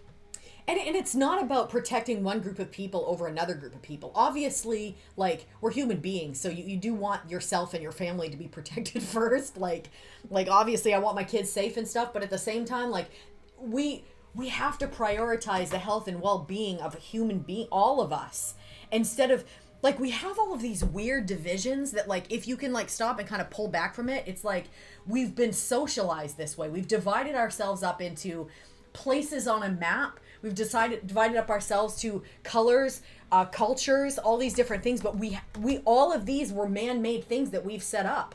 And because we've set up all these divisions, we instigated the divisions to come because we're in that situation, like, and we're not being driven primarily by love for other human beings, and we're being driven by fear. Like, there's a verse that says that perfect love casts out fear, or it drives out fear. And a lot of times that people think the opposite of love is hate, but it's actually fear. Fear will get us to do all kinds of crazy things, and when people are fearful, they will be so much more vicious toward other human beings because it's survival that is kicked in. So it's just so friggin' sad, man. Like, all this... No, I am, Jonathan, it's not as simple to me as saying that what Russia is doing is wrong. This is the hypocrisy of people who are living in safety commenting on people who are living in danger. My country, when the Cuban Missile Crisis happened and the Russians were moving nuclear weapons that could get to America, my country almost started World War III over that shit. They said, nah, you guys are coming too close to our country for comfort. So we're going to initiate this Monroe Doctrine. This over here, this is us. Get the fuck out of here. So we were ready. Our government was ready to strap up when folks started threatening us. We've been threatening those people for decades. And all we've done is continually expand and instigate. And we, just like we did with the Mujahideen, or just like we did during the Arab Spring, we teamed up with the worst people in the region. In the Arab Spring, literally, you had dudes fighting Al Qaeda in other places on the planet, okay? Rucking up, going to Libya and fighting with Al Qaeda. We were literally fighting, giving aid, comfort, and training to, and recruiting assets to Al Qaeda. So we always take the worst group of people from that region to overthrow or to do whatever we want. And so when you're talking about this current conflict Number one, we have played an instigatory role. We have threatened those people over and over again for decades. Mr. Putin has asked for over a decade. Leave us alone. Stop expanding NATO. And what we've done is said, fuck you. What are you going to do about it? Every single year there's a UN resolution to decry Nazism. And there's 2 countries that refuse to do it. One is the United States and 2 is Ukraine. That's a fact. That's a fact. So no, this is not as simple as Vladimir Putin, what he's doing is wrong and the Ukrainians are righteous. Now, I'm not trying to hear that, bro. I'm not trying to hear that. And even after the conflict happened, people like Dennis Kyriv and others who tried to broker peace were murdered by the Ukrainian military. That's a fact. So no, this is not what the media is trying to tell us. Go ahead and Google Dennis Kyriv, DENISKIREEV, and then they executed this dude in the fucking public square as a traitor because he wanted to negotiate for peace. Oh my god. That sounds so like that you would have seen in some old movie. Yeah. Like, what in the world? Yeah. They executed this man for wanting peace? Yeah. Yeah. This is 2023. Yeah. In the world. So, no, Putin is not kind of like Hitler. No, he's not. I disagree with that. I don't think Putin's a good guy, but Putin can't hold he can't hold a candle to Obama. Come on, Americans. Putin hasn't killed within 10% of the people that Obama killed in 4 years. Hey, Stop come on. It's not outrageous what he's asking for. He's like, you're getting too close to my area. You're locking us in like this. You're getting in with NATO. It's like, why can't we just stop and look at it and say, wait, if we were positioned, like we're Americans, so we've got water all around us. You know what I mean? Like we're like a space to ourselves almost. I mean, we've got the border, but obviously we don't worry too much about that, given how we're going to handle those people and treat those people. I mean, wow. It's insane. It's insane. Now you got people comparing Putin to Hitler. Ridiculous. Putin can't even hold a candle to Obama as far as murdering people goes. Like, this is just pure, it's just pure brainwashing from our government. And Americans really start off with the base assumption that we're the good guys, that we're on the side of good. Yeah. When have we been on the side of good in the last 20 years? Yeah, it's like we've been in illegitimate wars for 20 years. Oh, fuck, Vietnam. The same apparatus that brought us Vietnam, the Iraq War, whatever, are now the same group of people. So they were wrong in Vietnam, they're wrong in Afghanistan, wrong in Iraq, wrong in Niger, but they're right on this one though. This one they're right. I'm out. No, sorry. I disagree. Our country is corrupt. We are a murderous regime, and we stick our noses in other people's business, and the only way that happens, just like I said with the German things, you can't blame Hitler, you have to blame the common people. And at some point, American citizens are going to reap the whirlwind because we're too intellectually lazy to hold our government accountable for their lies, misinformation, disinformation, and the destruction of innocent people all around the world who have done us no harm. And it may be that God has just decided to punish us by our ignorance, because I honestly, the only way that I can explain how irrational it is to continue to believe a government that does this is divine intervention. The only way I can see Americans going along with this ridiculous thing for the millionth time in a row is God has like blinded us because he intends to destroy us. And if he is doing that, we deserve it, to be honest with you. But you can't traipse through the planet. You can't traipse through the world and do all this shit to people and expect to get away with it scot-free. Yeah. It's unbelievable to me. Like, there has to be some sort of divine intervention to where people's eyes are being blinded to something so obvious. So all the other wars that our government fomented are wrong, but this one is a righteous one. Okay. All right. Didn't it occur to you? The thing is, if we did all of those unrighteous wars before, what changed us to all of a sudden make us the type of nation that would do a righteous war now? We don't have anything. Right. What changed? Did the actors change? What the?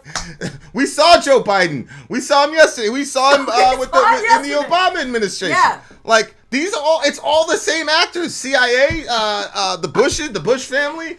It's the Bushes, the Clintons, the Obamas. Like, Biden's been a career politician. He's been a politician longer than we've been alive. So it's America. like it'd be different if like there was a whole new cast of characters. Like these Yeah. are the same people. Yeah. The same people that lied us into Iraq are now at the helm of the fucking Russia, Ukraine, and we're just buying the narrative. We're gonna have to ask you to step down. This shit is unbelievable to me. It's Wow. it's unbelievable. And then like they found Nazism in everything. A guy goes like this, oh, that's a Nazi. Meanwhile, in Ukraine, you literally have a parade. You literally have a parade. The guy's doing Women's Day. the guy's got Stefan Bandera in the back of his thing. Yes, that's right. The picture. And I'm like, hey guys, look, this is a Nazi. This Yeah. is oh no, it's just a couple of them. So you found Nazism like this in America, but the guy goes like this over there. No. Okay, we're doomed. We're doomed. I mean, I'm never gonna forget. They put up that thing to prop us, to give us props to us women, with National Women's Day or whatever. Oh yeah, and all of it was all of those women. They that had were National singing on Women's there. Day. They were focusing on the beautiful soldiers of Ukraine, and the girls got the SS. Come on, The people! girl, they had to take, and then they just took it down a couple hours later when everybody started mocking them. Yeah. They took it down. Oh no! And didn't address it at all. They just kept it What moving. could be said? They just accidentally, had the. Nah, man, I'd rather the 150 billion. We could cure homelessness in America with $30 billion. We could have How cured much? $30 billion would end homelessness in America. So we could have Seriously? ended homelessness and had $120 billion left. Where did you get that number? That's the national initiative or whatever. They've got it at 30 billion, 30 Bs. I get that like breaks my heart that we could have ended that over and over. Now every homeless person that dies, oh my god. Yeah. All right. There you go. There's the rant that you wanted, Ben. You got it. This is a 9.5. 9.5 for me. This one is a 9.2 for me. All right, you guys, we'll be right back. Shout out to the That's intelligence. right, Sean. Shout out to the intelligence apparatus in America. You guys, you're the best. I mean, you guys are the best. You got it done. You've sufficiently. Yeah. Yeah. We're doomed. I was gonna say you've sufficiently fucked over your own people. Thank you. Shout out to Dave Mustaine. But we can't blame them. We all have to take accountability for the fact that we were so easily propagandized.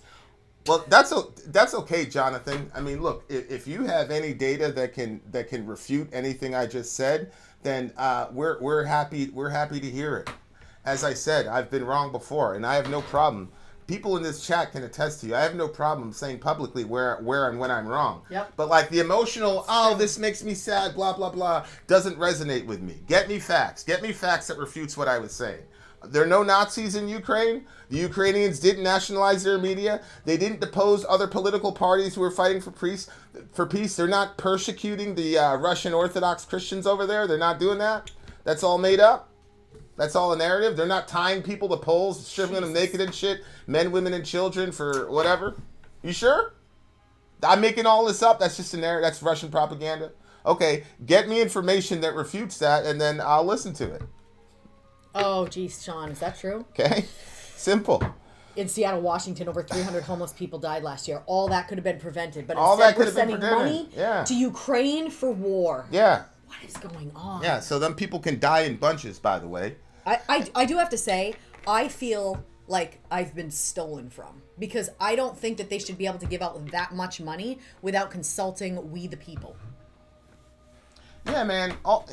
Nobody is. Look, I don't care how many Ukraine flags you have on your whatever. If it's between like healthcare or added security at your kid's school, if that was on the ballot, should we increase the child tax credits for another 6 months, or should we send 150 billion to Ukraine? Put that on the ballot and see how people vote. Mm-hmm. Yeah. Right. See how people I believe vote. everybody will see what we're seeing. Yeah. Please. All right, you guys. Machine Head is next. We'll be right back. One thing I'll say, this is another thing I was wrong on when I was a kid. When people were saying they hated the war, I'm like, as if you don't support the troops, you hate the troops. And a guy said to me, Vin, as long as there's a war and we have troops in theater, they could die, right? I said, yeah. So he said, how is it me not supporting them by me saying I believe they should be home with their families? So if you love Ukrainian people, you want this war over yesterday because they're dying in bunches. And the Russians have not even given them their right hook yet. Okay?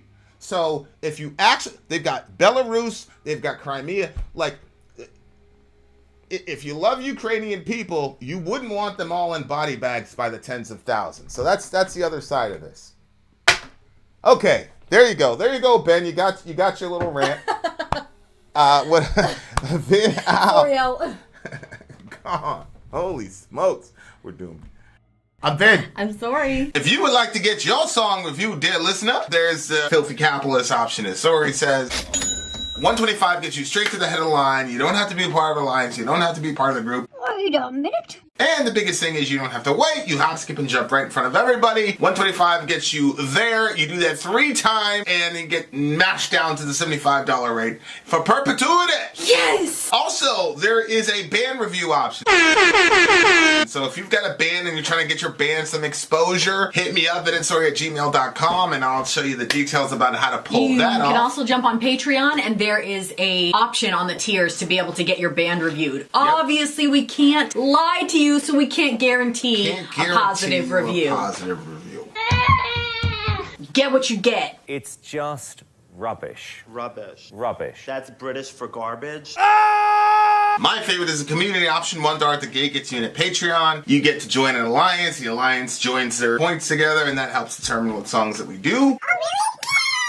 The alliances hang out on Discord, Message me on Patreon to get the link. and they do all kinds of other cool things. They do Minecraft, Dungeons and Dragons. Yeah. It's really a community within the community. Anybody can go in the village, facebook.com/VinandSorry. There's 160,000+ people on the channel.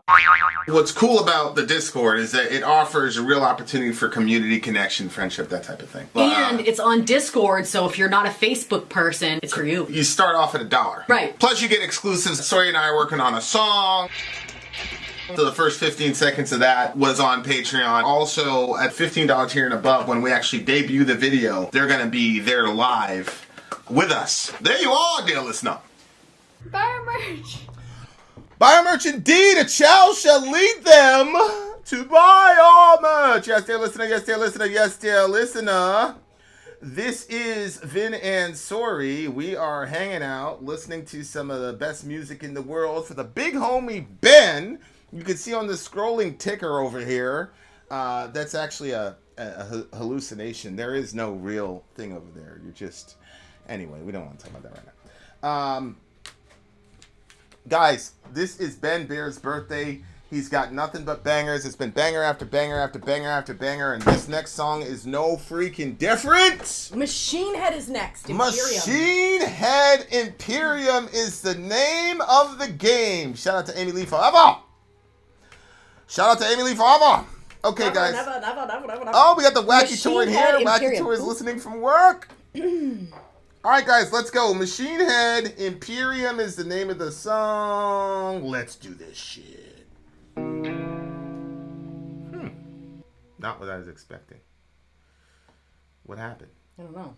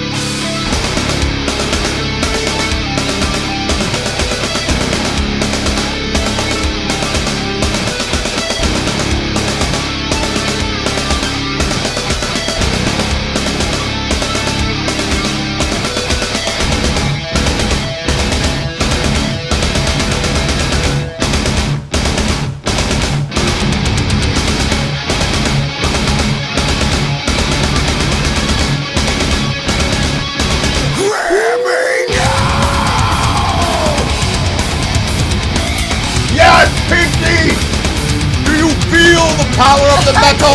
I feel it! Turn it up more! A little bit more. Yeah, turn it up! I don't need eardrums, bitches! Something from the start, living different rules. Existence, something to cherish too. Will not succumb to doubt that I hold on to. Release a fear of my pain. It's so much pain. Give me the will to fight every obstacle that I have inside. Release my fear. Hear me now. Words I found. No fucking regret. Say the goddamn swing. I will be different. Set here finally. My middle finger raised. Fuck your prejudice.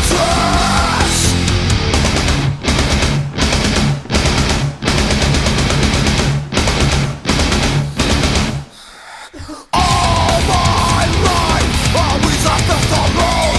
Conditioned to believe that I'm always wrong. Only truth will help to set me free. My every weakness I have turned into strength. Every great, it's so much hate. Never that pain will blind me. After myself and by the will to unwind. Every rejected, hear me now. Words I found, no fucking regret. Fuck these chains, the goddamn train. I will be different. Set it up finally. My middle finger raised. Fuck your prejudice. Ow.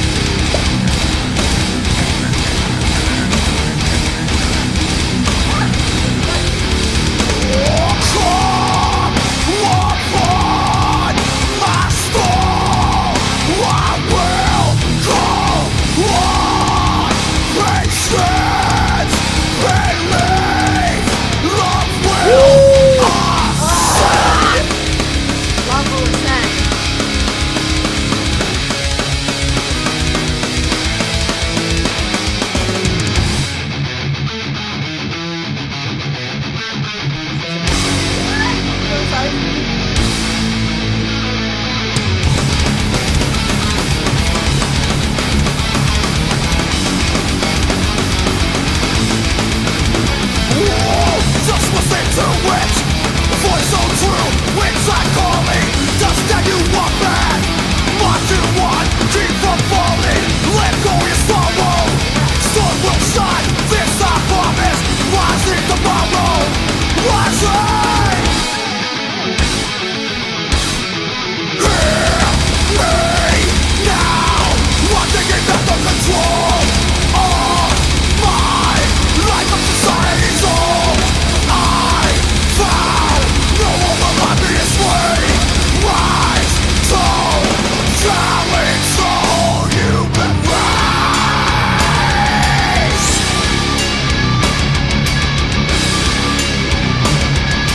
My spirit you cannot crush.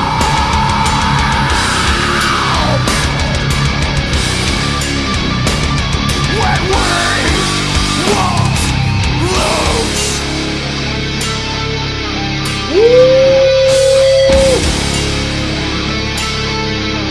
Let's freaking go, baby!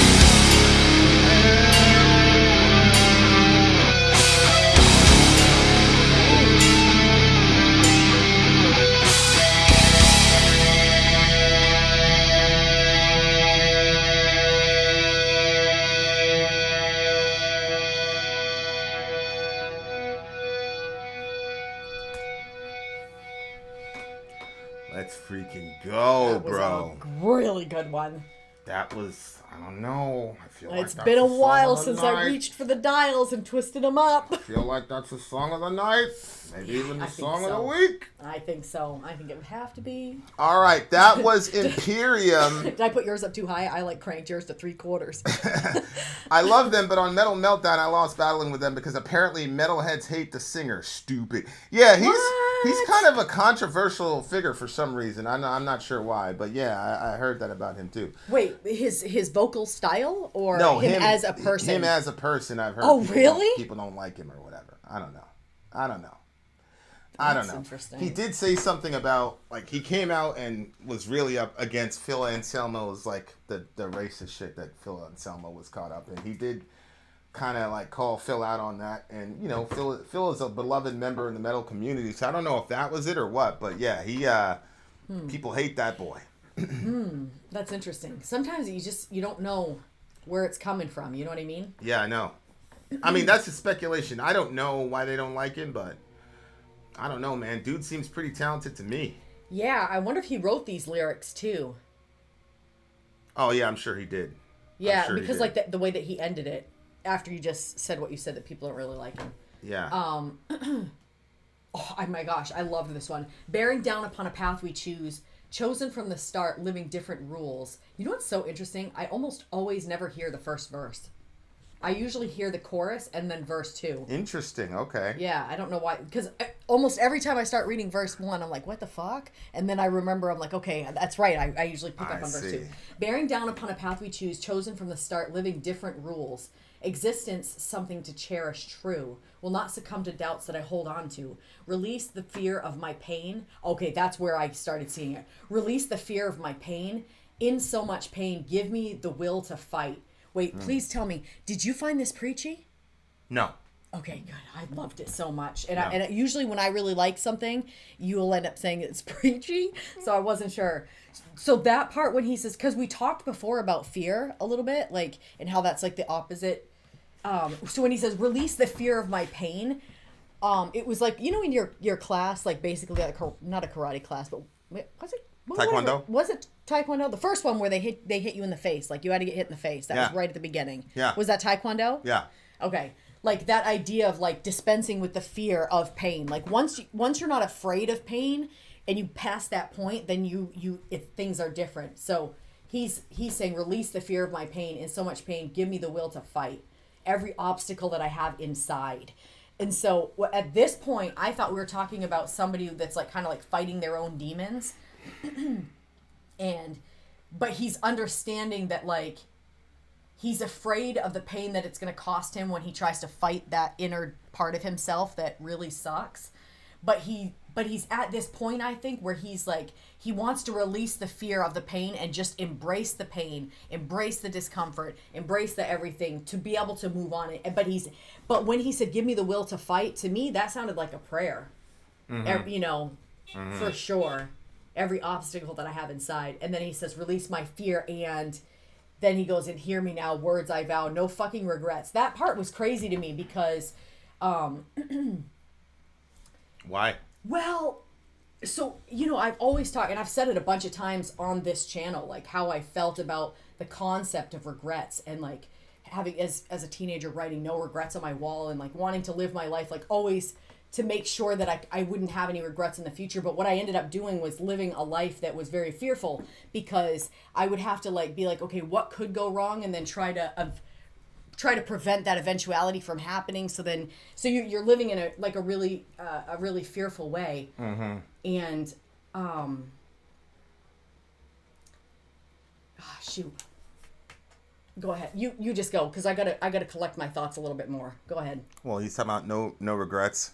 Fuck these. Oh yeah. But when I was listening to the song, I when he said no fucking regrets, because the other day I was thinking about how many like regrets I actually do have. And that was like, it was like such an overwhelming feeling to be like, oh my gosh, like I regret. And a lot of it is like the ways that I treated people, in different situations. Like sometimes, like I think if you can just be honest with yourself and not try to hide behind anything, like just really looking, it's like, wow, like, ugh.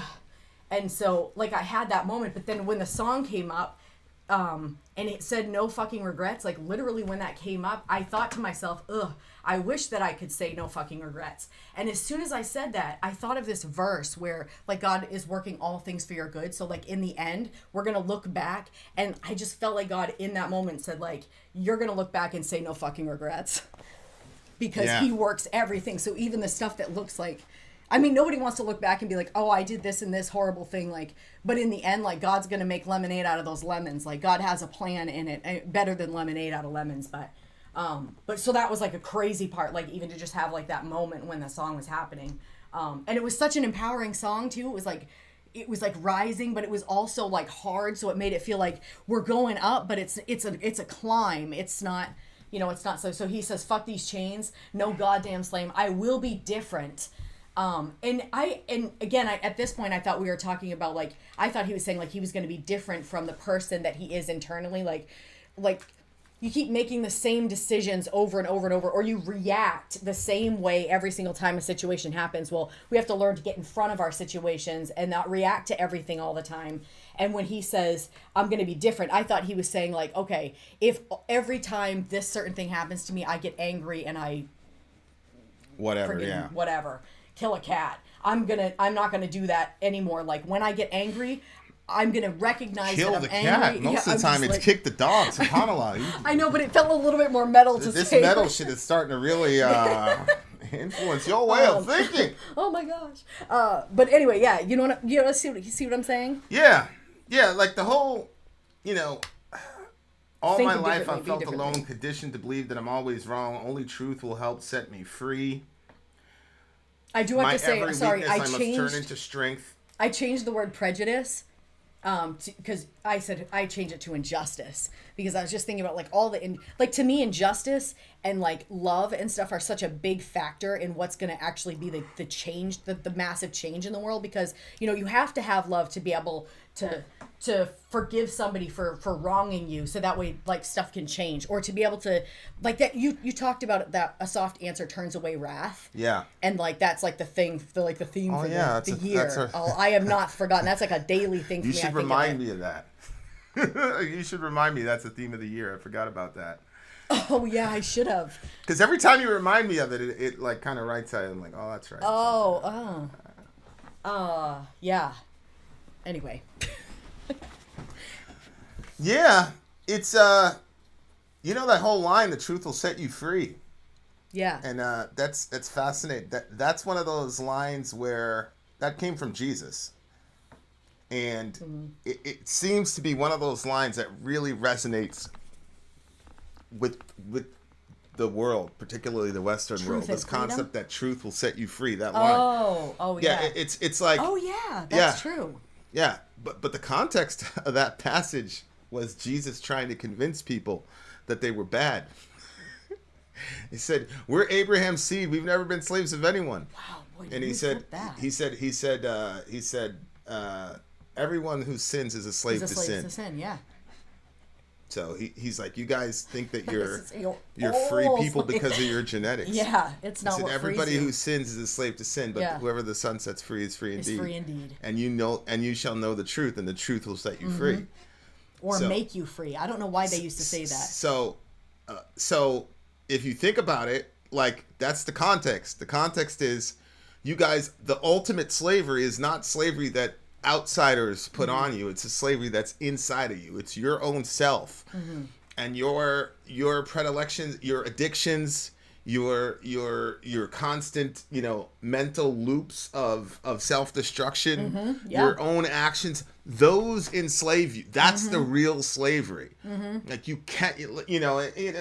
There's Muhammad tried. Like they entered into Mecca. And the guy's like, yeah, like we jihad, we accomplished it. And Muhammad said, he said, you also have jihad al-nafs, which is the war against the self. Oh, right. Right? Yeah. Like, so that's the real thing. And like,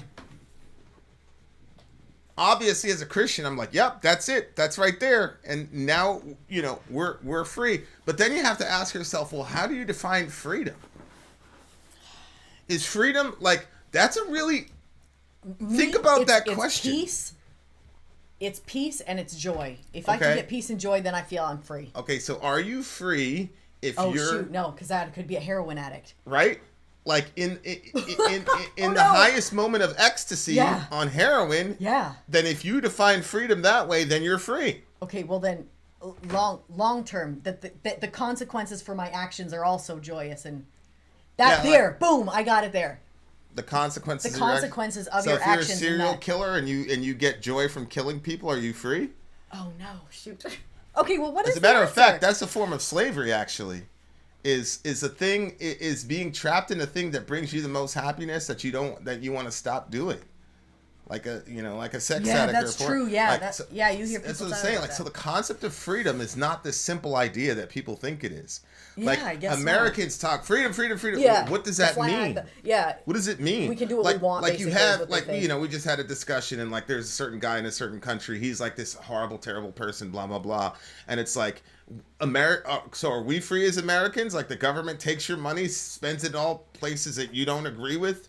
Are you free? Like, right. Yeah, you know, exactly. like if you're completely beholden to insurance companies and things like that, so that you can't live healthy, are you actually free? So what does it mean to be free? Like that's a very, you know, and obviously for as a Christian, I would say that freedom is the living as close as you possibly can to the way that God designed you to live. In other words, a bird is only truly free when they're flying. A dolphin is only truly free when it's swimming, because that's what it was created to do. Mm-hmm. So I am created to love God, love my neighbor, and exercise dominion over the planet, to rule the world next to my brothers and sisters. So all of us are equal. So the reason that slavery is bad is because all of us are kings and queens. Yeah. That's why Right. slavery is bad. Like I have Right. a objective, grounded understanding for why slavery is bad and freedom is good, and I also have definitions for what that means. That doesn't mean I'm right. It just means that when you develop your worldview, we throw out these phrases: freedom, love, blah blah blah. We don't have any definitions for what they mean, and they just become like these subjective little ideas. And so you have a heroin addict talking about freedom. Trust me, that subculture, their definition of freedom is the diametric opposite of yours. You look at the heroin addict as a slave. Yeah, for sure. The heroin yeah. addict looks at you as a slave. Because the heroin addict is saying, You're because your enslaved to the society, idea that you can't have this right, because your says society it's is bad, against yeah. whatever, They do, yeah. you guys are slaves. We're experiencing the tip of ecstasy, blah, blah, Right. blah, blah, blah. But we're looking at them like you're in the gutter. You've lost your entire family. Yeah. Holy shit. So it's not that simple. It's just as Yeah. Most Americans at the ground level define freedom as the ability to do whatever you want. That's how they define freedom, right? Yeah. But then when you ask them, okay, so can I kill people? Well, no, because now Right. you're imposing your. So it's like, okay, so define it. Yeah, because people always want to be like, well, it's, within reason. Yeah, define it then, right? So like that's really really really important, and I think, you know, if you look at the story of the human family. If you look at the story of human family, you can see that a lot of the wars that we fought and things like that are based on the concept of freedom. Like our founding fathers fought the British for freedom, and then would go home to their slaves and not see the contradiction, Right. not and see the not contradiction, see it. right? Yeah. And so you have people like in this country who talk about freedom and rights, but then there's a whole class of people that they deny the most fundamental right to, which is the right to live. See, this So is you got liberals that call themselves liberal, which is liberal, liberty. liberty. Yeah. So a liberal is a freedomist, Yeah.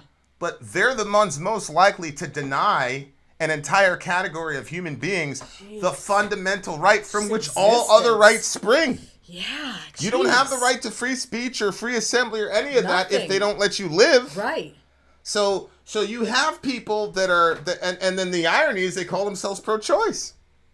So like, this is what I'm saying. Like, the world has a twisted understanding of what freedom is. That's not freedom. No, not at all. So like, to me, like, freedom is one of those concepts that you have to have theology for. There's no way from a secular perspective to. It's just impossible. There's no way from a secular perspective to ground freedom in any reasonable way that's going to work for everybody. Somebody's always going to be on the losing end of that from a Okay. secular perspective, because at the end of the day, human beings we're a massively selfish people. Right. Right? So I just had a conversation with a person. He said, hey, I can do this, but a Russian couldn't do this. Therefore, America is not as oppressive as Russia. It's like, okay, go tell the kids in Afghanistan and Iraq that we're better than the Russians. Yeah, right. Yeah. But as long as I can post something and get away, that means that I'm free. Okay. We're not free in America. Most of us don't believe in killing innocent people. Most of us don't believe in bombing the shit out of people and doing all that. Most of us would recoil if we saw the aftermath of a drone strike over a school. I But we're also not think free. that we would recoil at what the gains were from what we did and who got those gains. Sadakt. So I don't think that any of us regular Sadakt. people would be okay with any of it. But I think that's why it's always kind of wrapped in a shroud. We never really you know what I mean? It's Yeah, freedom in America is what we collectively agree it is. I agree. That is true. And it didn't work out for my folks for a couple hundred years over there in the South, because they collectively agreed that freedom was the ability to own other people.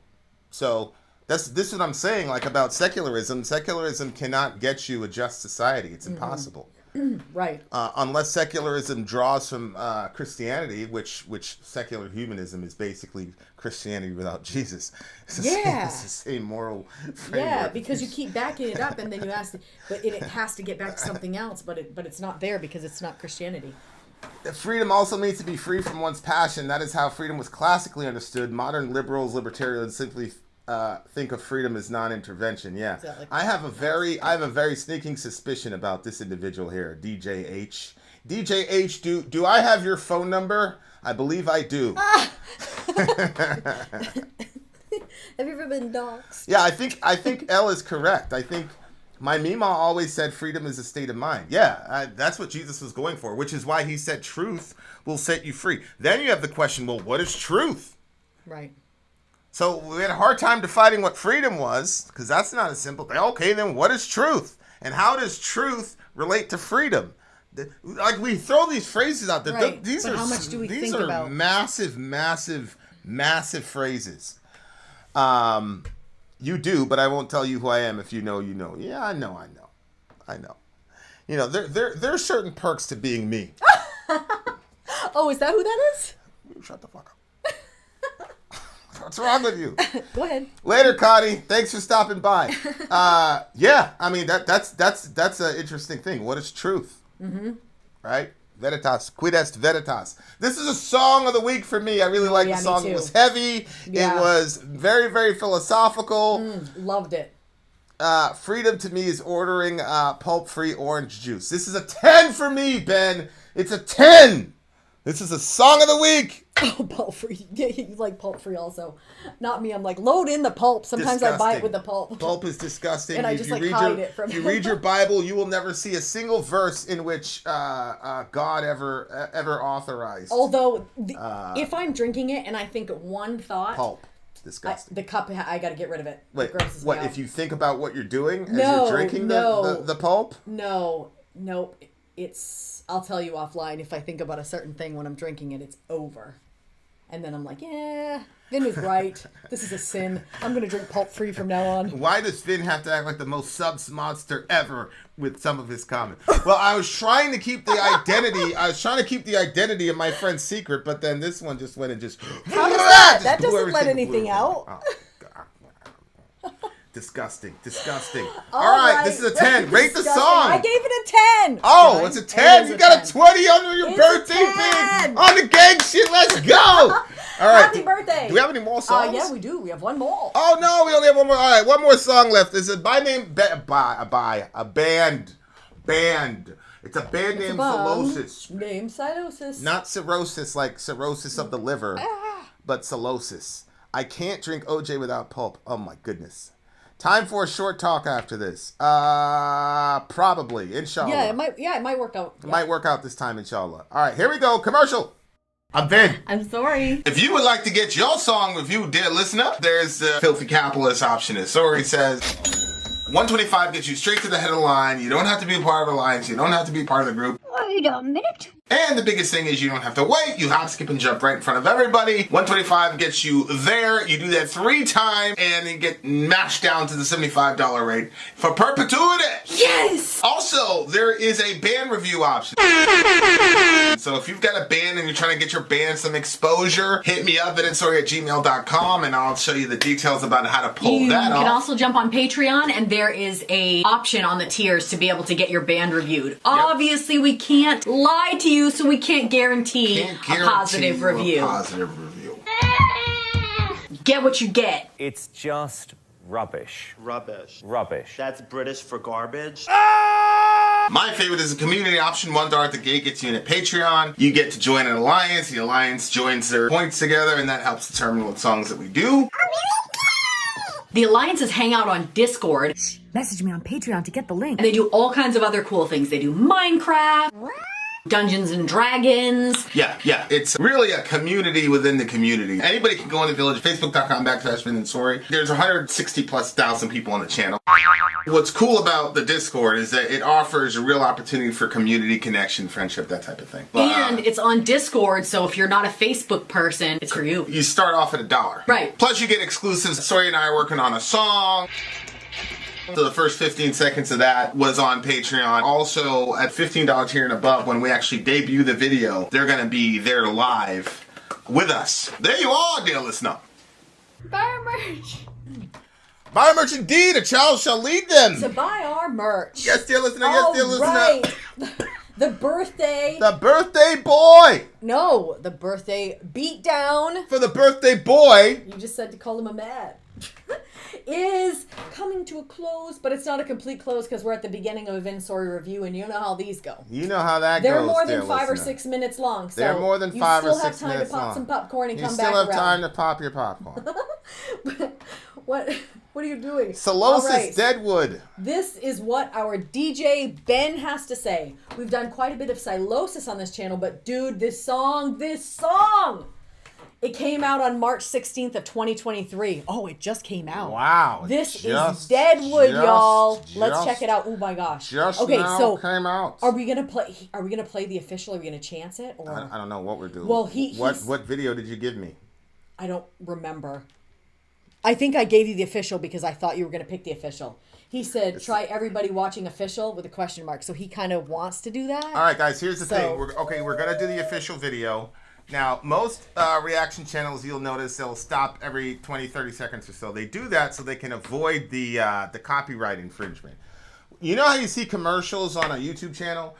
So you get a cut and then YouTube gets a cut. But what happens when you play music is a record label can say, that's ours. And so then your cut then goes to the record label. So most reaction channels cut it up. We circumvented that because we basically decided we were going to sacrifice our AdSense money for Patreon and the PayPal thing. So that's how we dodged that. Well, the problem is if you play an official video, sometimes the record label will block you, in which case you'll see a note that says stream suspended. Don't worry about that. Hang out for a little bit because we'll be back. In the worst case scenario, they'll hit you with an actual copyright strike, and if you get 3 of those within a certain type of period, literally your entire channel goes away. Okay? So that's kind of the risk that we run when we run official videos. We do it every once in a while. Sometimes we've been hit, and we've had warnings, and we've had strikes, and they shut down. We have been shut down. There was for a one little time while. when we weren't able to live stream for like 3 weeks. Or I think a week. It was a week or 2 weeks. It was a week or 2 weeks. Yeah. There was one time when that happened. Although, we've got the Vin and Sory live channel, so maybe we can. But that's a separate thing. Okay, so that's streaming on both right now. That's what's going on. Okay, so now having said that, here's the official video. Deadwood. By Sylosis. For Sylosis. If you set the video opacity to 40%, you'll be okay. I don't know how to do that. Yeah, I know. We don't know how to do that. If I did know how to do that, that would completely change the channel dynamics for sure. But I believe that we might know somebody who might help us. All right, here we go. Sylosis Deadwood official video, bitches. Let's go. It's the birthday boy. It's the birthday beatdown. Let's do it. All that hype for nothing. Good drop. It's coming. It's coming. Let's go. It's when it turns green. Let me see if I have the right box. Oh yeah, show me what you meant by green. There it is. All right, now we're in good shape. See how it's green Yeah, there? yep, I was gonna add that it to means it. it's the Yep. right one. All right, guys, here we go.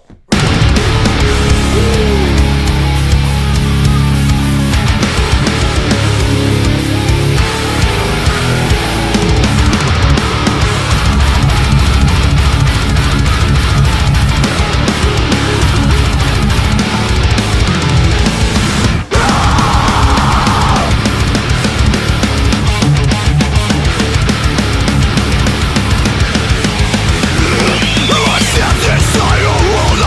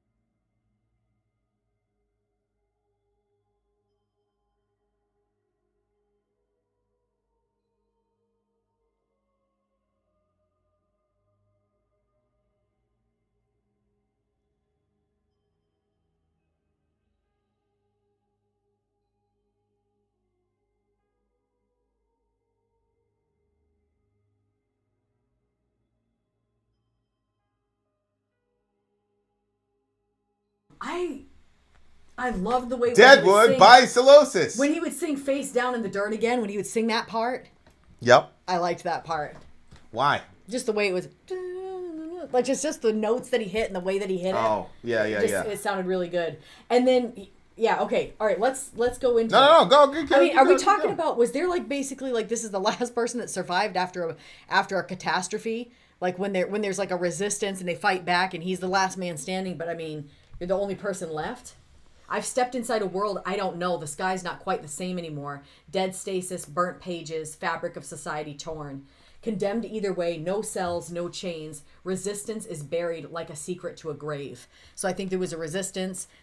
Everything got destroyed. Yeah, he's the only one. Post-apocalyptic. Yeah, that's what I was meaning. Yeah. Yeah. Go ahead. What this song made me want to write a song. Like lyrics. Really? To a song. Yeah. Because How come?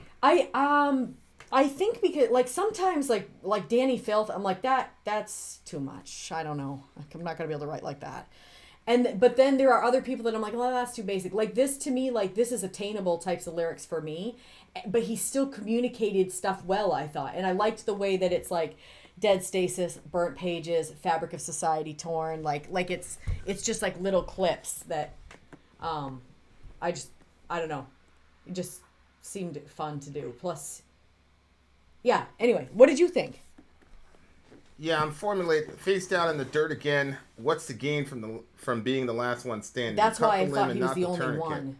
Whoa! Cut the limb and not the tourniquet. So now it's understood. We remove the dead wood. Is he talking That's about a he has to crazy amputate his limbs? Well, a limb? you put the tourniquet on to stop the bleeding. Right. But he's saying And he's cut the just limb cut the instead. limb off. That's just be done with it. Stop trying to elongate something that's inevitable. Mm-hmm. That's kind of the question. Like, if the sky really is empty and there's no God, there's no afterlife or whatever, what do you gain from surviving? Exactly. Really. It's actually worse. Because if you're the last one standing and there's no one and nothing, Yeah, you're by yourself. You're literally alone. Yeah, I mean, in that worldview, you'd have to say that there was at some point somebody who was alone, right? Yeah. And when the world's going to end at some point, There will be unless another. there's like a simultaneous mass extinction event, you'll be alone again. Like, yeah, like the Dwayne. yeah, it's a pretty bleak way of looking at the world. Yeah, yeah. But pulled apart from all sides, it never took much to divide. Can't find a way to detach, so light the fucking match. Never been the first to cast a stone, but we'll torch the fields where their seeds are sown. Like moth to flame, they all burn the arcane, constricted, complicit in how we're detained. Face down in the dirt again. What's the gain from being the last one standing? Cut the limb and not the tourniquets, and now it's understood. We remove the dead wood, burn it down, raise it all to the ground. Every last one, I felt the weight of a soul in my This hands, part and I I'm thought was starting to crazy. understand. They're all dead weight. That was Transcending crazy, this right? hell unscathed while we fight for the scraps thrown away. Go ahead. Well, I felt the weight of a soul in my hands, and I'm starting to understand they're all dead weight. It's just the weight of the soul in his hands because he took part in killing, I'm guessing is what he's saying. Is that what Maybe. you got from that? I don't know. Like in this story, I felt the weight of a soul in my hands, and I'm starting to understand they're all dead weight. Like the weight of a soul, but then the souls, they're dead. All the people are dead. Like he's just surrounded by death everywhere. And like the weight of the soul, like how valuable the person was, while at the same time recognizing like it's just bodies that are just around him. Like Parasites and sycophants bleeding you dry. So the sycophant is somebody that's like always, oh, you're so great, like a yes person on crack, and then a parasite okay. is a parasite. Yeah. So I'm assuming this is something he experiences as being a rock star, right? Is that everybody around you is either a parasite or a sycophant, somebody that wants something from you. Yep. Bleeding you dry, Yeah. face down in the dirt, and then so if you go back, he's got the weight of a soul in his hands. He's starting to understand they're all dead weight. Like maybe like when you're that kind of person, Man. you know what I'm saying? Like I think Elle has an interesting Isn't that theory on crazy? the song because she says it's like a eat the rich type of thing. Go ahead. What were You you could saying? literally not experience all the goodness that there is in the world to the point that you have so much, because I mean, he's a rock star, you have so much that the world feels like something is so wrong that the world feels like it's post-apocalyptic to you. Like there's that little enjoyment, like there's that little good, like obviously something is bad wrong. Yeah, I L's theory on this is interesting. It's like an eat the rich type, Marxist type thing, where the common people are basically turning on the rich and basically eliminating them, basically burn it And that down, was the resistance. raise it all to the ground, right? We'll torch but that's the what fields. leaves him as the only guy standing, the only one left alive. Right, we'll torch the field where the seeds are sown, like moths to flames. They all burn arcane, constricted, complicit in how we're detained. So it looks like you're an oppressed. There's an oppressed group of people. They're gonna break free. They're destroying the property, and now they're because they just said burn it, raise it to the ground. That would be like the property, the fields or whatever, and then the weight of a soul in my hands. That would be the people. Now that you've destroyed everything, now how do you justify killing these people? Well, they're parasites and sycophants or whatever. They're bleeding us dry. They're just dead wood. Oh, they're dead weight. Yeah. So get rid of them. God, okay. Type of thing. So it looks like that to me. The thing is, you can look at this a couple ways, right? You could say, "Oh my God, this is terrible," blah blah blah. But it's like, well, maybe I'm always conflicted about like the whole conflict between the super rich and Marxist ideology. Yeah. And I haven't found a way to really, like, if somebody works hard and front loads all the risk and has a successful company, I don't believe that the workers should be able to go in there and have equal say in what happens with the business. I think that that's crazy. But I also don't believe that it's moral to make 700 times more than your employee, and then your employee has to either supplement money with government assistance or find a second job. I don't think that that's just either. So I don't really know like how to balance those two competing ideas. You know what I'm saying? Like if I believe That's such an interesting way of looking at it. What percentage are you making more than your employees? Yeah, if I believed that the companies that we're building could be then basically stolen from us by the workers and not for my children, which is why I'm doing it. Yeah. I would have gone a different route. Absolutely. It's because I know I can give it to my children, and I know that my kids are going to be able to, exploit the fruits of our labor that I'm doing it. But if I knew the government was just going to come in and jack it all up, or the employees could get together and basically steal the company from out under my sons, hell no. I'd be doing something different. Yeah, exactly. Exactly. So, but at the same time, if I was an old man and I checked on the kids and I said, okay, how's the company doing? What's going on? And our employees were living in absolute squalor. Oh my God, that would break my heart so much. Yeah. That would be. You just hope that you're inculcating principles and ideas that are really going to resonate and hold on to them for a while. But it talks about the fabric of society being torn. And I was watching an interview one time with Mace, and he said they were like, how do you feel about being young and in rap and all this? Because he was like 19, 20 at the time. He's like, well, it was either this or I come through your window. Because he's talking about living in the ghetto and all this, and it's like, it is true. Like if you create a society where people, you have this vast differentiation in wealth, it's eventually going to devolve into a situation where people are just going to start taking. You know what I'm saying? And that's why there's so much crime in high poverty areas, is because it doesn't matter if you black, white, Indonesian, you put a bunch of poor people together and keep them poor, they're going to get violent because the nihilism sets in, and then the whole, you become more animalistic in your mentality. I remember in New York, it's crazy. People use terms like savage, beast, blah, blah, blah. Your mindset is really animalistic. It becomes very, very primal because every day it's a survival mechanism, something, Well- people are trying to steal from you, all that type of shit. It's a hellscape. You know how you'll see, like, if there's some emergency, like regular people, there becomes an emergency in a building, will trample other people. Like, just regular people will trample other people in an emergency situation. Right. So when the stress level gets up to a certain degree, or survival kicks into a certain degree, people have to really, like, they focus to take care of themselves. Yeah. So in a situation like that, like, it's almost like the entire city is on emergency mode. Yeah, and he says dead stasis, which is sort of like this balance of equilibrium, but it's dead, so you can maintain stasis and death. Oh my burnt gosh. pages, and then he talks about the fabric of society torn. Yeah. Because if you think about it, our Western society, particularly American society, is based on documents. Okay, if we want to say something is wrong, sometimes we say it's un-American, but if you're in a political space, most people say it's unconstitutional. Yeah. Like, so when he talks about burnt pages, that symbology is very, very powerful because, especially in the Western world, your society is based on the Bible and the Constitution. I'm sorry, but it's true. Assumptions about what justice is, assumptions about freedom, assumptions about equality, these are not things that are just native to human nature.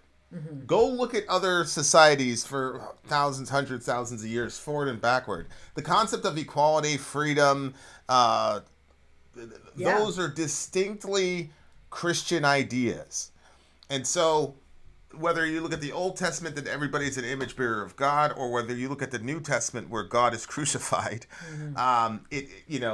as that guy was saying, he's still holding out not being a Christian. I don't know what's wrong with him, but he basically said Christianity completely, the idea that people are equal, just that concept alone. I mean, not even Plato, who people look at as very progressive, thought that everybody was equal.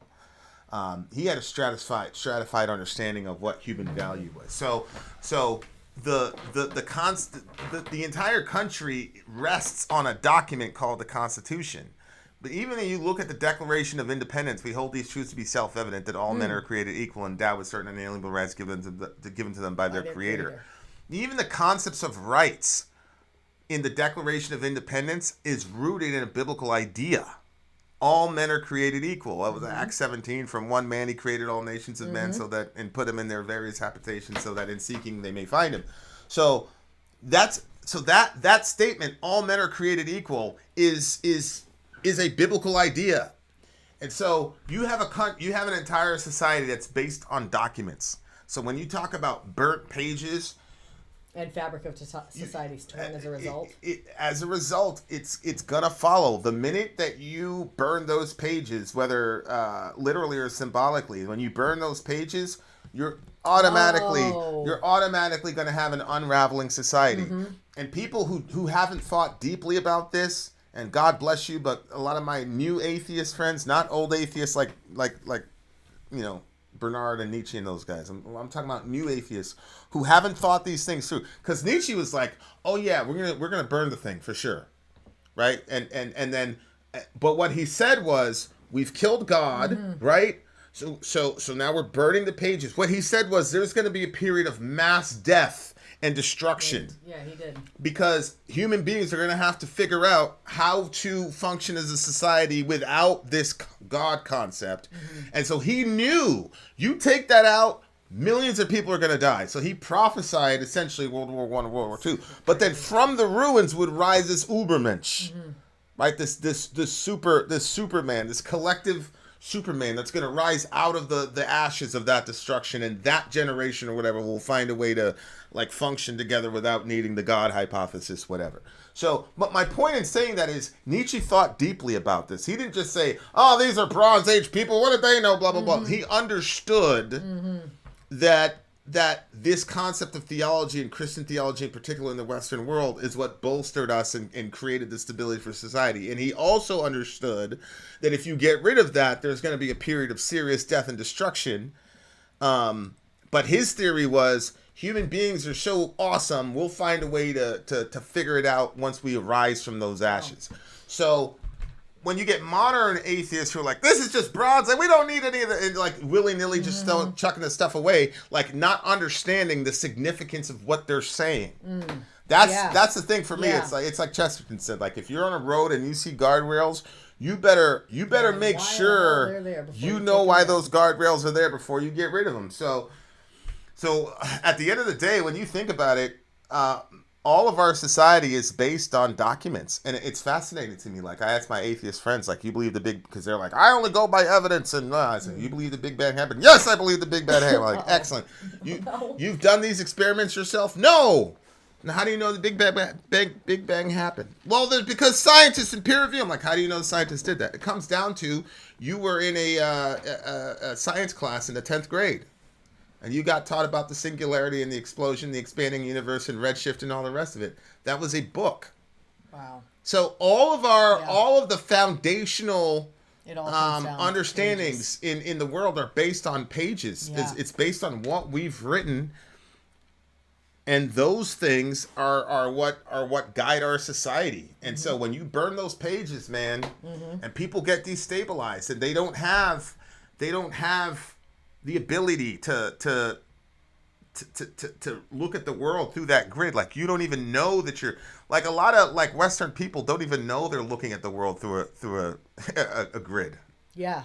They just assume. True, yeah. They just assume. Well, everybody's equal. No, that's a grid. That's what you were taught. That's not something that's inherent to nature. So they don't. So that's the thing. If you don't even know that you're operating from a presupposition, forget. Like, I was having a conversation with a good friend of mine, and the conversation went on for like an hour and a half, and the dude was not addressing anything that I was saying because he couldn't get past his presupposition. I'm like, no, justify that. I need that. He couldn't do it, and so it's like we wasted all this time. Yeah. Because he wasn't addressing the issue, because he was operating first from his presuppositions. So, like, societies evolve. People can move past. I'm not, look, you can, it's theoretically possible to move past a secular humanist or Christian secular, I call it secular Christianity, to be honest with you. But, I mean, you can build societies away from it. I mean, you can look at the Muslim world. Right? You can build society on Sharia. Yeah. You can look at communist Russia, and you can look at, a purposeful secular state.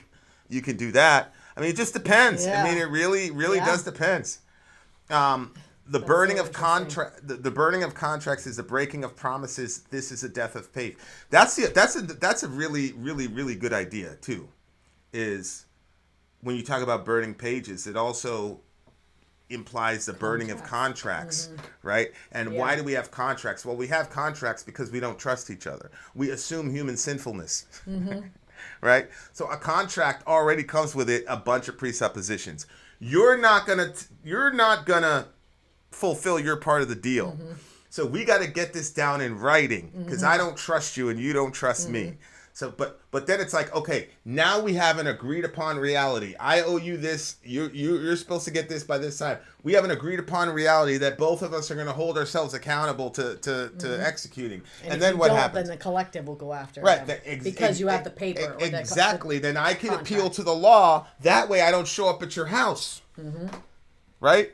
But you start burning contracts. If that kind of paper gets burned away, think about what happens there. Right? Like, think about what happens. And again, he's talking about the fabric of society. Think about what happens to the fabric of society if we did not have contract law and things like that and litigation where you could appeal to the court based, again, on the written word. What if you don't have that, then the evil of the society pushes the society in a negative direction, because you can't be living around people that are doing wrong and treating you bad without it darkening you in ways. So if society is not ruled by a law that keeps people from going that dark, then the entire society becomes dark because the bad people keep being bad and there's no justice shown. And so the good people start saying, well, what the fuck? Right. Why am I fault? Why am I doing this? Then exactly. And there goes the fabric of, I mean, there's so many things, there's so many ways that burning of the pages thing is deep as hell. And think about like marriage contracts, right? Like I'm speaking as a divorced person. 50% divorce rate is not good for a culture. No. You know, there was some guy, I forgot the guy, I think it was Dave Rubin. He said that his family wasn't like the ideal family because he's gay, you know. So he said we don't have the ideal family, and all the TY, oh, he's full of self-hate, blah blah blah blah blah. It's like ridiculous.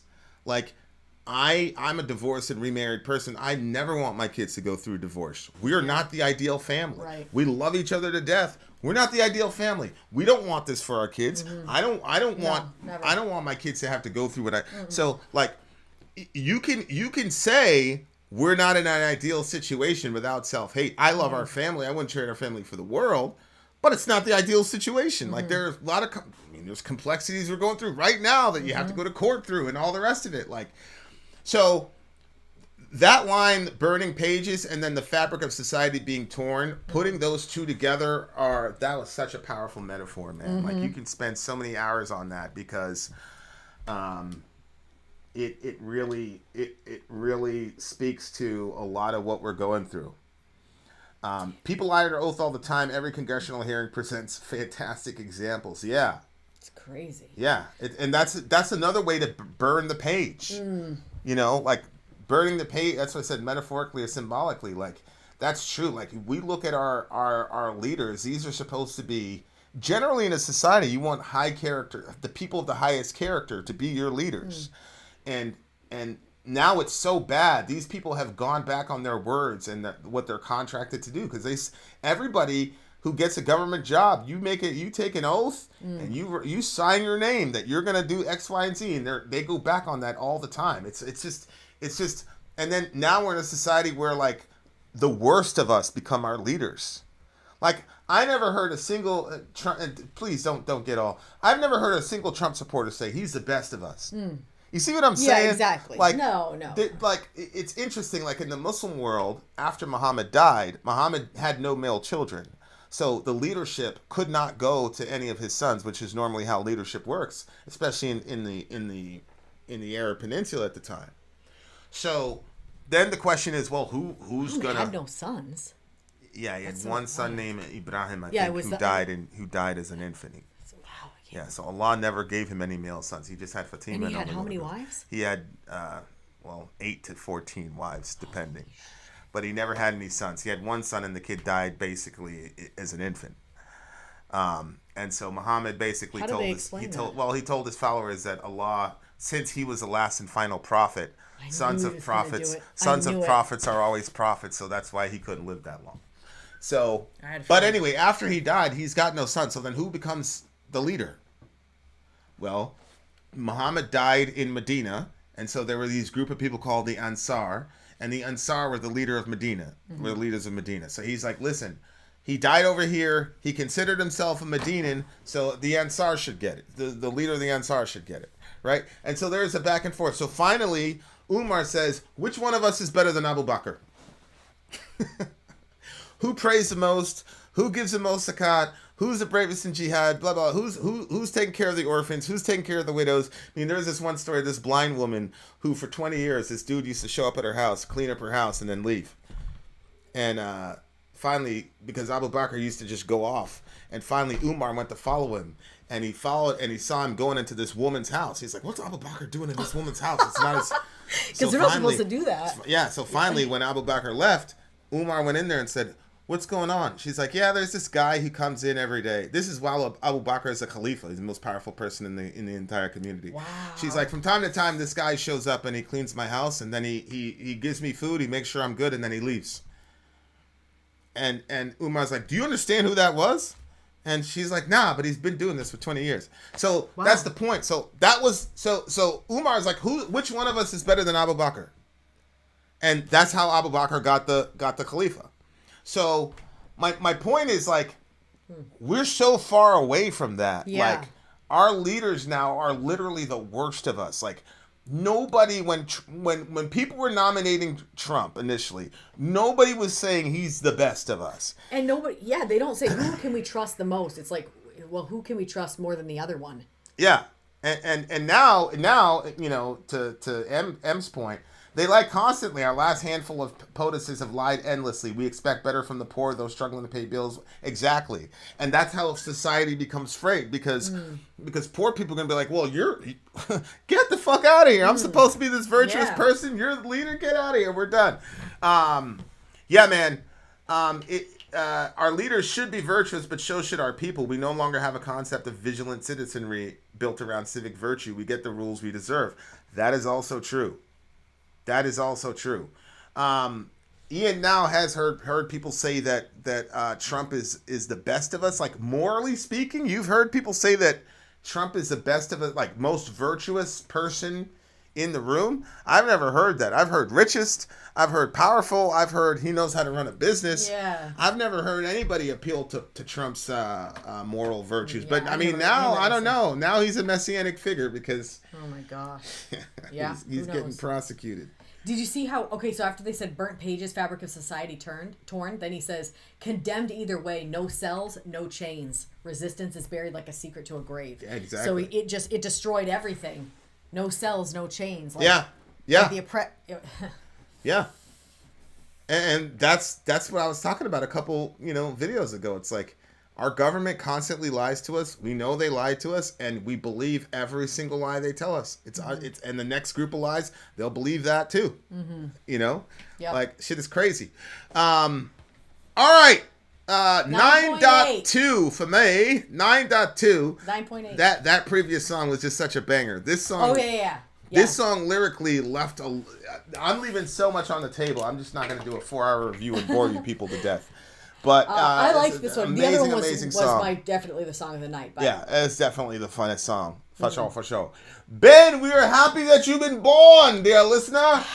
It is amazing. Everybody type 22 to say happy birthday to the big homie Ben. Thanks for sharing it with us. Yes, man. That was awesome. We really, really, really, really appreciate it. And we appreciate you. Thank you for coming through, being part of the community, and blessing the community with your presence. Shouts to MJ, shouts to Ian, shout out to the mysterious David, Johannes Hayes, Waldo, all you beautiful people. Happy birthday, Benji. Happy birthday. We love you, bud. We out of here. Bye. Don't forget, Fuji Bear Baby Formula, Amazon.com. Just type in Fuji and there you are, dear listener. Okay, guys, we are out of here. Then out. Sorry out.